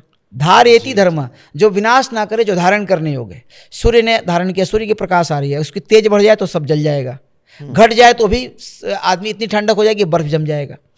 तो सब कुछ जो है सृष्टि में वो अपने अपने धर्म का पालन, अपने अपने धर्म मतलब सृष्टि जिस सत्य से चल रही है उस सत्य को मानने वाले को सनातनी बोलते हैं। जी, आज सनातन धर्म में जो मूल तत्व है, मंत्र का ज्ञान, जाप, स्मरण, मेडिटेशन, कुछ भी शब्द बोल लो इससे, सिमरन, मुझे बड़ा दुख होता है कि वो मंदिरों में नहीं हो रहा। जी, जैसे गुरुद्वारा साहिब में अमृत वेले होता है, कई बार शाम में होता है, कई बार वीकली होता है, हम लोग भी मेडिटेशन करवाते हैं। पर सनातन धर्म के अनुसार जो मंत्र का जाप है, जैसे ओम है, हरि है, सोंग है, और भी बहुत सारे मंत्र हैं समय समय अनुसार, वो मंदिरों में जाप जो है बंद हो गया, वो बंद हो गया। तो ये बड़ा अफसोस है कि एक हिंदू को जागृत करने के लिए अगर ध्यान साधना में जाना है, कम से कम मंदिरों में जाकर वो जाप तो होना चाहिए। मंदिर इसलिए नहीं बने कि मंगलवार को आप केवल बूंदी का प्रसाद चढ़ाने के लिए जाओ, 21 रुपए की बूंदी में आप 10 लाख रुपया मांग के आओ। हे भगवान, मुझे नई गाड़ी चाहिए 10 लाख की और ये 21 रुपए की बूंदी ले ले और हाफ बूंदी मुझे दे दे। वो मंदिर इसलिए नहीं बने थे कर्मकांड के लिए, वो तो धर्म साधना के लिए बने थे। तो ये कैसे अब जो ज्ञान है वो अज्ञान बन गया ना, धर्म अधर्म होते चले गए। हाँ, धीरे धीरे ना ऐसे आती है गिरावट। एक कालखंड में मंदिरों में ना जो नियम थे, जो लोग रहते थे, उसकी एक संचालन पद्धति थी जी, जो होता था, जो उस नियम से चलते थे। जब राजे रजवाड़े एक टाइम में था, हाँ। तो वहाँ वैसे विद्वान लोग रहते थे जो वहाँ पर जो लोग जाते थे तो उनको उस तरह का ज्ञान शिक्षा, गुरुकुल, हर एक मंदिर के साथ एक गुरुकुल जुड़ा हुआ था। वहाँ पर ध्यान, तपस्याएं, हर चीज़ सिखाई जाती थी। हाँ। फिर वहाँ से निकले बच्चे जब जाते थे उस मंदिर में तो बैठ के वहाँ ध्यान साधना भी करते थे, खाली प्रसाद ही नहीं चढ़ाते थे। हाँ। जाके भगवान से कनेक्ट करते, ईश्वर से कनेक्ट करने का भी स्थान है ना वो, कि हम गए तो उनके साथ कनेक्ट करें। भगवान से डरना नहीं चाहिए। भगवान क्यों दंड देगा आपको? भगवान कभी आपके कर्मों में हस्तक्षेप नहीं करता है। आप जो करते हो वही पाते हो। वो तो वहाँ जाके तुम उसके साथ अपने आप को जोड़ो। हाँ। कि हे ईश्वर, हमारे अंदर जो दुर्गुण है उसके शांत कर दो। मैं कोशिश कर रहा हूँ आपके बताए रास्ते पर, धर्म के रास्ते पर चलूँ, और जाके मैं किसी को हानि नहीं पहुँचाऊँगा, मैं हमेशा सदा सत्य बोलूँगा, या मैं अपने जीवन में धर्म को धारण करूँगा। ऐसे जा करके करें और जाके थोड़ा बैठे, वहाँ की ऊर्जा लें। वहाँ की जो दिव्य ऊर्जा बनी है, पहले मंदिरों का निर्माण होता था तो वो ऐसे जगह पर होता था जहाँ शिव शक्ति लाइन है, जहाँ पर स्वयं से जो है आध्यात्मिक चेतना जागृत रहती थी। आप जाएंगे ना तो आपको सुषुम्ना बदलना नहीं पड़ेगा। आप केदारनाथ चले जाइए, आप महाकाल उज्जैन चले जाइए, रामेश्वरम के मंदिर में, वैष्णो देवी के गर्भगृह में आप जाएंगे तो स्वयं से आपकी सुषुम्ना लगातार चलेगी। ऐसे हजारों मंदिर भारत में, हम तो कुछ मंदिर बोल रहे हैं। बद्रीनाथ चले जाइए, पशुपतिनाथ चले जाइए, ऐसे जो इस पूरे क्षेत्र में, तो वो ऐसे बनाए गए थे केंद्र कि लोग वहाँ जा कर के कम समय में अधिक लाभ लें। लेकिन मान लीजिए लोगों के पास समय नहीं है तो सुबह में गए मंदिर में 10 मिनट बैठे तो 5 घंटे के मेडिटेशन के बराबर ऊर्जा लेके आ गए वहाँ से। लेकिन उनको ज्ञान भी तो होना चाहिए कि किसी भी धार्मिक या ऐतिहासिक स्थान पर जाने के लिए जहां अवतार प्रकट हुए या उनकी वजह से कुछ भी हुआ, जैसे श्री अमृतसर, हम श्री हरमंदिर साहब जाते हैं, कोई श्री दरबार साहब भी बोलता है, बाहर के लोग उसे गोल्डन टेम्पल भी बोलते हैं। जैसे हम जाते हैं वो परिक्रमा में, अभी अंदर दर्शन के लिए नहीं गए, ध्यान साधना में एकदम जुड़ जाते हैं, मैं मेरा परिवार, क्योंकि हमें घर से ही प्रैक्टिस है जी। तो ऐसे ही आप ये कहना चाह रहे हैं कि जो सनातन धर्म के जो ऐतिहासिक मंदिर है वहाँ जाके कम समय में भी जुड़ जाएगा, लेकिन अंदर संस्कार तो होने चाहिए। बिल्कुल। तो आज के माँ बाप को भी अगर बच्चे का भविष्य बनाना है तो बच्चे का भविष्य स्विट्जरलैंड में नहीं है, यूएसए में नहीं है, आपके संस्कारों में है। अगर आप बच्चे को शुरू से ही संस्कार दे रहे हैं तो वो कहीं पर भी जाएगा तो वो वहां पर जाके तभी तो कनेक्ट होगा। बिल्कुल सत्य। अगर उसके संस्कार ही नहीं मिले तो वो फेसबुक की फोटो खिंचवाने के लिए जाएगा। बस फिर वो कोई काम का नहीं है। और हमने देखा भी है, हम लोग बहुत ही सामान्य स्कूल में पढ़े हैं जहाँ जमीन पर बैठते थे, छप्पर थी, पानी आ गया तो टपकता था पानी। जी। वैसे स्कूल में, वैसे हमारे उसमें के टीचर भी बहुत ज्ञानी विद्वान होते थे। हाँ। और बड़े अच्छे सिखाते थे, संस्कार देते थे, हमें संस्कार सिखाया जाता था। हर चीज़ हम लोग सेलिब्रेट करते थे, हर चीज़ का रहस्य बताया जाता था। अब सरस्वती पूजा है तो सरस्वती माता जो है विद्या की माता है, कैसे धारण करना है, तो उसके ऐसे गुण अगर हमारे अंदर प्रकट होंगे तब उनका जो है प्रसाद हमारे अंदर प्रकट होगा। कि हम दुर्गुणों को लेके जाएंगे तो कभी उनका आशीर्वाद नहीं मिलेगा, क्योंकि दुर्गुण जो है उनके चीज़ों को प्रकट ही नहीं होने देंगे। तो हमारे जो उसमें के स्कूल थे वो सब चीज़ों को पहले से, अब तो वो सब खत्म हो गए हैं। आजकल तो ऐसी स्थिति हो गई है कि लोग नॉन वेज वेज हर तरह के भोजन, वैसे चीज़ें, वैसी वातावरण। तो निश्चित रूप से इंटरनेशनल स्कूल फॉरेन में वो कैरियर नहीं है, कैरियर संस्कारों में। अगर कोई सुसंस्कृत हो जाएगा ना तो जहाँ भी रहेगा वो प्रकाश फैलाएगा, अच्छे समाज का, एक स्वस्थ समाज का निर्माण करेगा। अदरवाइज़ क्या होता है, लोग आजकल तो, अब ज़्यादा बोलना नहीं चाहिए, लेकिन बड़े बड़े स्कूलों में जाते हैं तो उनके अंदर दुर्गुण ज़्यादा पैदा हो जाते हैं। फ़ायदा क्या है फिर? उससे अच्छा है कि गुरुकुल बने। और आज से जब लॉर्ड मेकाले का जो एजुकेशन सिस्टम नहीं था तो हमारे भारतवर्ष में तो लाखों गुरुकुल थे, अब तो कुछ हज़ार में सिमट गए हैं।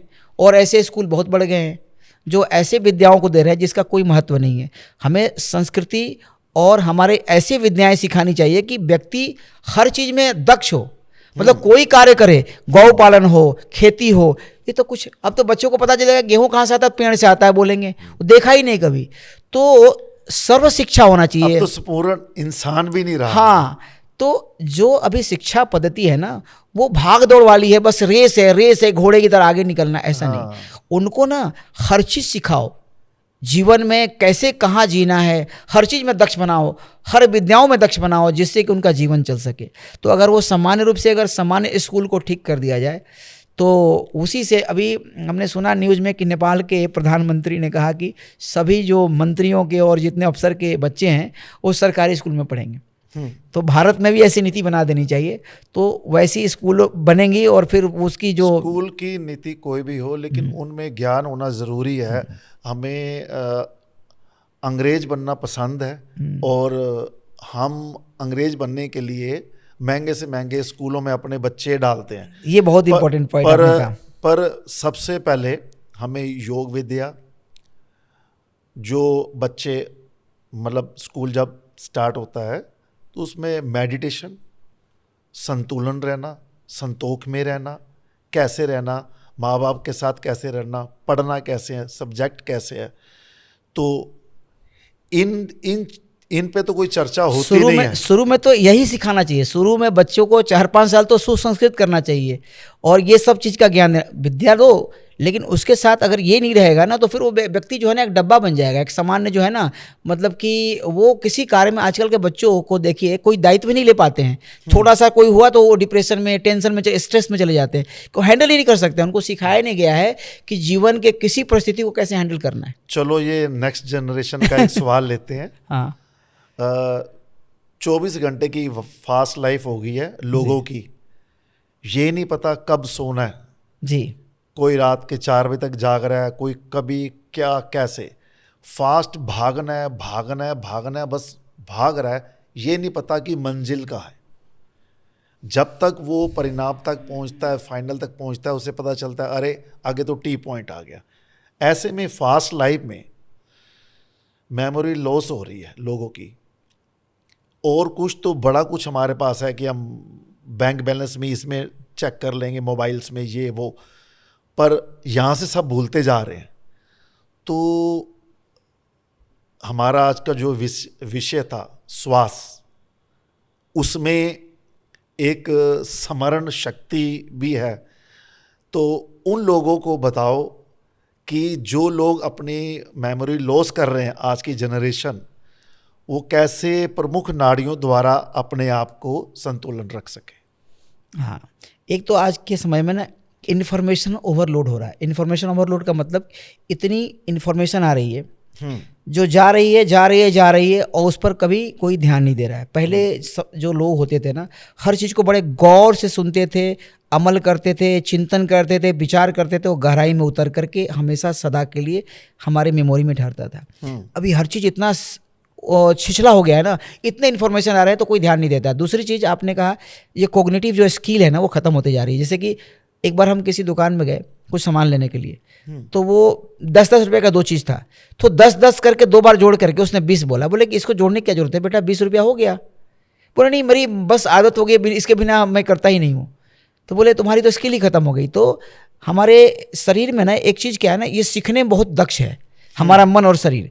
जैसे इसको बनाएंगे वैसे ही बन जाएगा, वैसे बन जाएगा। तो इसके अंदर म्यूटेशन, अगर कोई चीज़ को यूज़ नहीं कर रहे तो खत्म हो जाता है, वो खत्म हो जाएगा। तो धीरे धीरे जो कॉग्निटिव, जो लोग की सोचने की स्किल, प्रोसेसिंग करने की स्किल खत्म, एआई से कर लो, जिज्ञासा ही नहीं तो साइंटिस्ट कहाँ से बनेगा। तो वो सोचने और विचारने की शक्ति जब खत्म होने लगी है, हाँ, तो इससे मेमोरी कहाँ से होगा। वो सजग ही नहीं है, वो फोकस ही नहीं करता। कभी कोई देखे होंगे कि लोग उतरते हैं, चाबी से ताला बंद किए, पॉकेट में रख लिए, फिर अरे मैं ताला बंद किया कि नहीं किया, क्यों? उन्होंने नोटिस नहीं किया। नोटिस मतलब सजगता, ध्यान नहीं, सजगता नहीं। अगर सजगता करते कि मैंने ताला बंद किया तो उनको ऐसा भाव ही नहीं आता। तो आजकल के बच्चे चाबी रख के भूल जाएंगे। तो कारण क्या है, आप नोटिस नहीं कर रहे हो। तो धीरे धीरे आपका मन जो है ना पूरी तरह से बाहर के चीजों पर डिपेंडेंट हो रहा है और आपकी सजगता जो है धीरे धीरे समाप्त हो रही है। तो मन की क्षमताएं जो है, जो फोकस है, खत्म हो रही है। मन भी बहुत क्षमतावान होता है, मन के अंदर बहुत शक्तियां हैं, तो वो धीरे धीरे कुंठित हो रही हैं। अभी तो मेमोरी लॉस आया है, कुछ दिन में पता नहीं क्या होने वाला है। अभी कितनी बीमारियां हो रही हैं बच्चों को। तो ये बीमारियां आ गई हैं, उनके बारे में बताएं। मन ना लगना, मन का भटकना, नींद ना आना, चिड़चिड़ापन, हाँ, हर बात पे कड़वा बोलना। हाँ, आपने पूछा था कि क्या स्वर विज्ञान में इसका निदान है, उसका भी समाधान देखिए।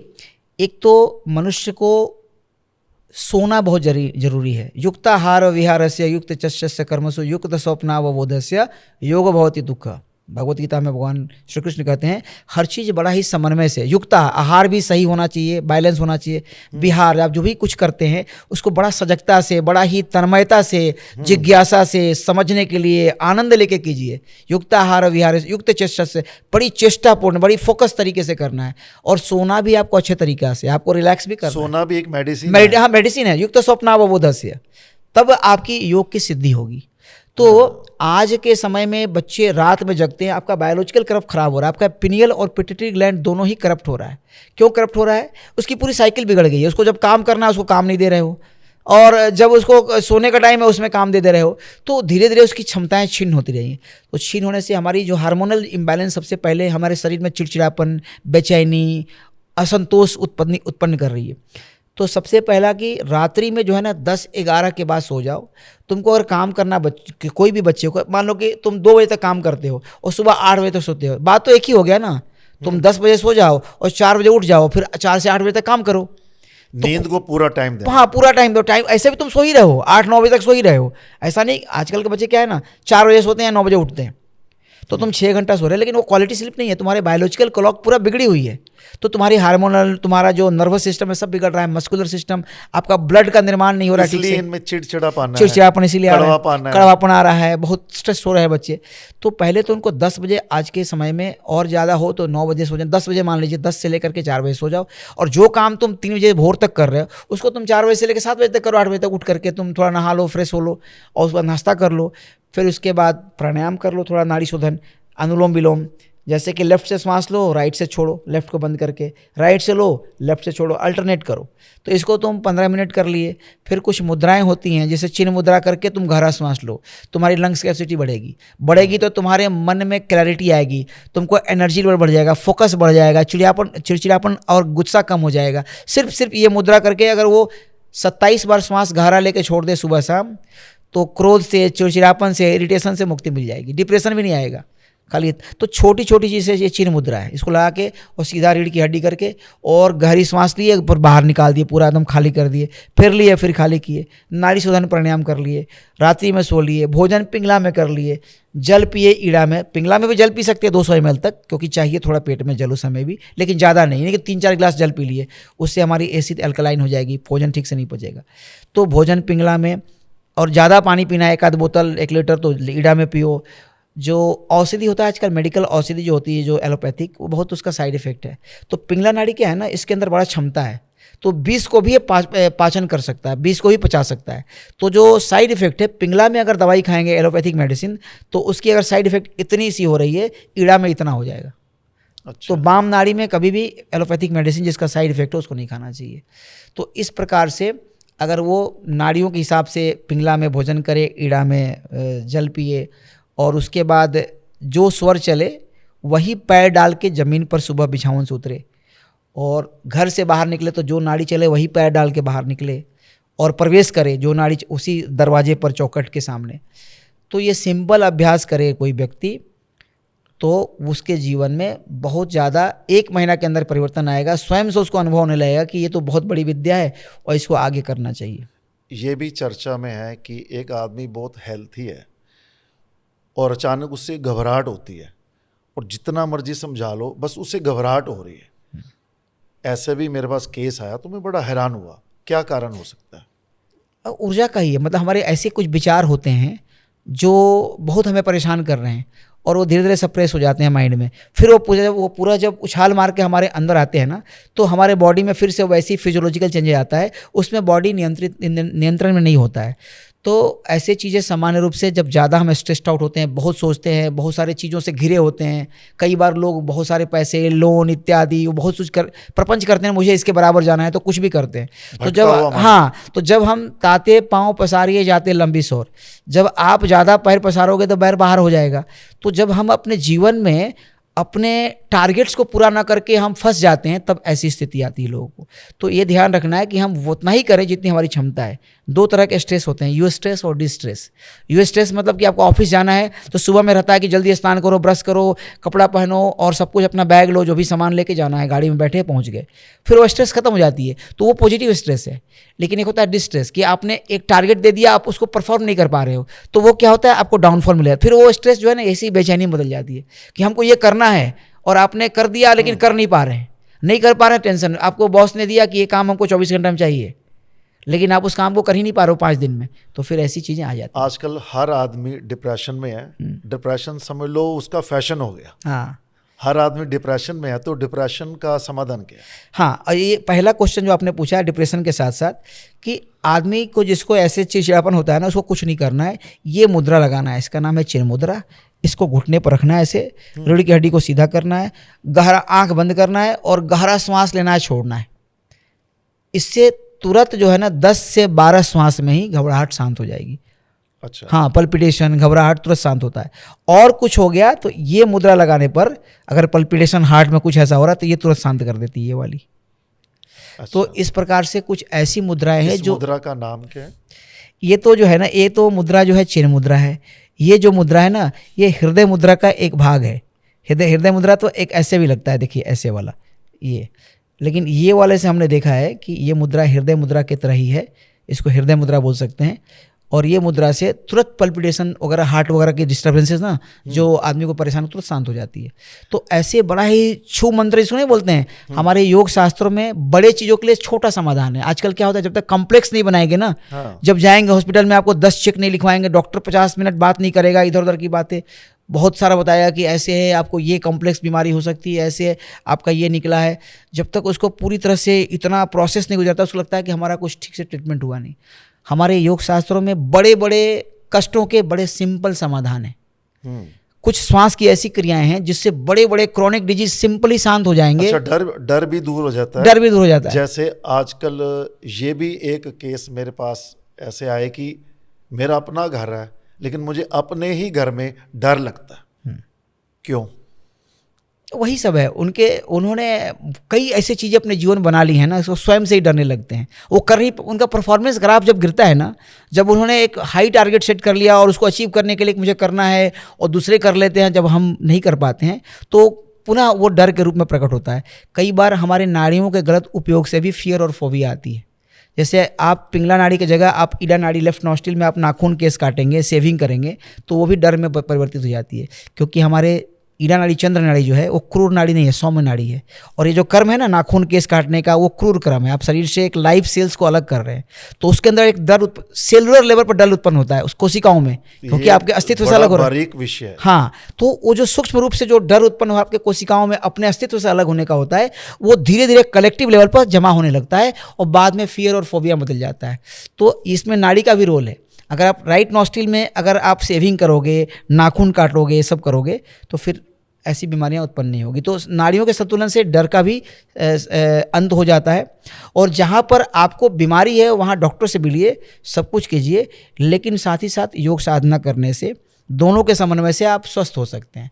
डॉक्टर की दवाई, डॉक्टर का प्रिस्क्रिप्शन और डॉक्टर का जो इन्वेस्टिगेशन है वो भी ज़रूरी है, लेकिन साथ ही साथ योग साधना करने से आप शीघ्र और कई बार तो आप तुरंत ठीक हो जाते हो। कई बार क्या होता है, लोग को फीवर और ये सब आता है ना, वायरल इन्फेक्शन जब होता है तो देह दर्द और सर्दी और बुखार नहीं आती है, तो 4-5 दिन चलती है। हमने देखा है कि सिर्फ हमने नाड़ियों को बदल करके उसको 8-10 घंटे में उसको कंटेन कर दिया, मतलब 10 घंटे में वो शांत हो गई। कई लोगों को एक दिन में ही ठीक हो गया। वो सुबह शुरू हुआ और शाम होते होते नाड़ियों के बदलने से लगातार हमको साधना दी है कि भाई तुम इस नाड़ी को इतना देर चलाओ, इस नाड़ी को इतना देर चलाओ और तुम 6 घंटा करो इसको, तो उससे भी तुरंत शांत हो जाता है। ऐसा कई बार जो वायरल इन्फेक्शंस होते हैं जो 7 दिन 8 दिन परेशान करते हैं, वो बड़ा ही सिंपल श्वास की टेक्निक से ठीक हो जाते हैं। श्वासों के ज्ञान चर्चा में समय तो देखा नहीं कितना हो गया, पर बहुत आनंद आया आपसे बात करके। बहुत सारे रहस्य जो दर्शकों को सुनकर देखकर ज्ञान मिलेगा कि स्वामी जी ने आज बहुत कुछ प्रश्नों के जो उत्तर हैं वो ज्ञान के रूप में दिए। मैं उम्मीद करता हूँ कि ये चर्चा तो ख़त्म होने वाली नहीं है, पर समय इजाज़त नहीं देता। इसको हम आज के पॉडकास्ट को यहीं समाप्त करते हैं, इस उम्मीद के साथ प्रभु कृपा करेगा फिर हम ज्ञान की चर्चा को और प्रश्नों द्वारा सामने लेके आएंगे, ताकि जो हमारे भारत के धार्मिक ग्रंथों का ज्ञान है वो विशेष चर्चा द्वारा, चाहे वो सवाल है, जवाब है, प्रश्न है, उत्तर है, वो ज्ञान सामने आए जी। तो आपका बहुत बहुत धन्यवाद है जो आपने हमारा इनविटेशन स्वीकार किया। आपको बहुत बहुत धन्यवाद है जी। स्वामी जी, हम तहे दिल से आपका स्वागत करते हैं, इस उम्मीद के साथ कि फिर मुलाकात होगी और फिर एक ज्ञान चर्चा का पॉडकास्ट हम करेंगे। निश्चित रूप से, और बहुत बहुत धन्यवाद हमको बुलाने के लिए, हमें मौका देने के लिए कि हम लोगों से आपके माध्यम से जुड़ पाएँ और ऐसी गुण विद्याएं जो है जो हमारे भारतवर्ष के लोगों से दूर है उनके तक पहुँचे और लोग इससे अपने जीवन में एक सकारात्मक बदलाव लाएं और अनुभव करें और उनका जीवन जो है बदल जाए सकारात्मक रूप से। उनके जीवन की जो भी आकांक्षाएं, इच्छाएं, स्वास्थ्य और धन धान्य इत्यादि की है वो सब पूर्ण हो, यही कामना के साथ हर हर महादेव, नमः शिवाय।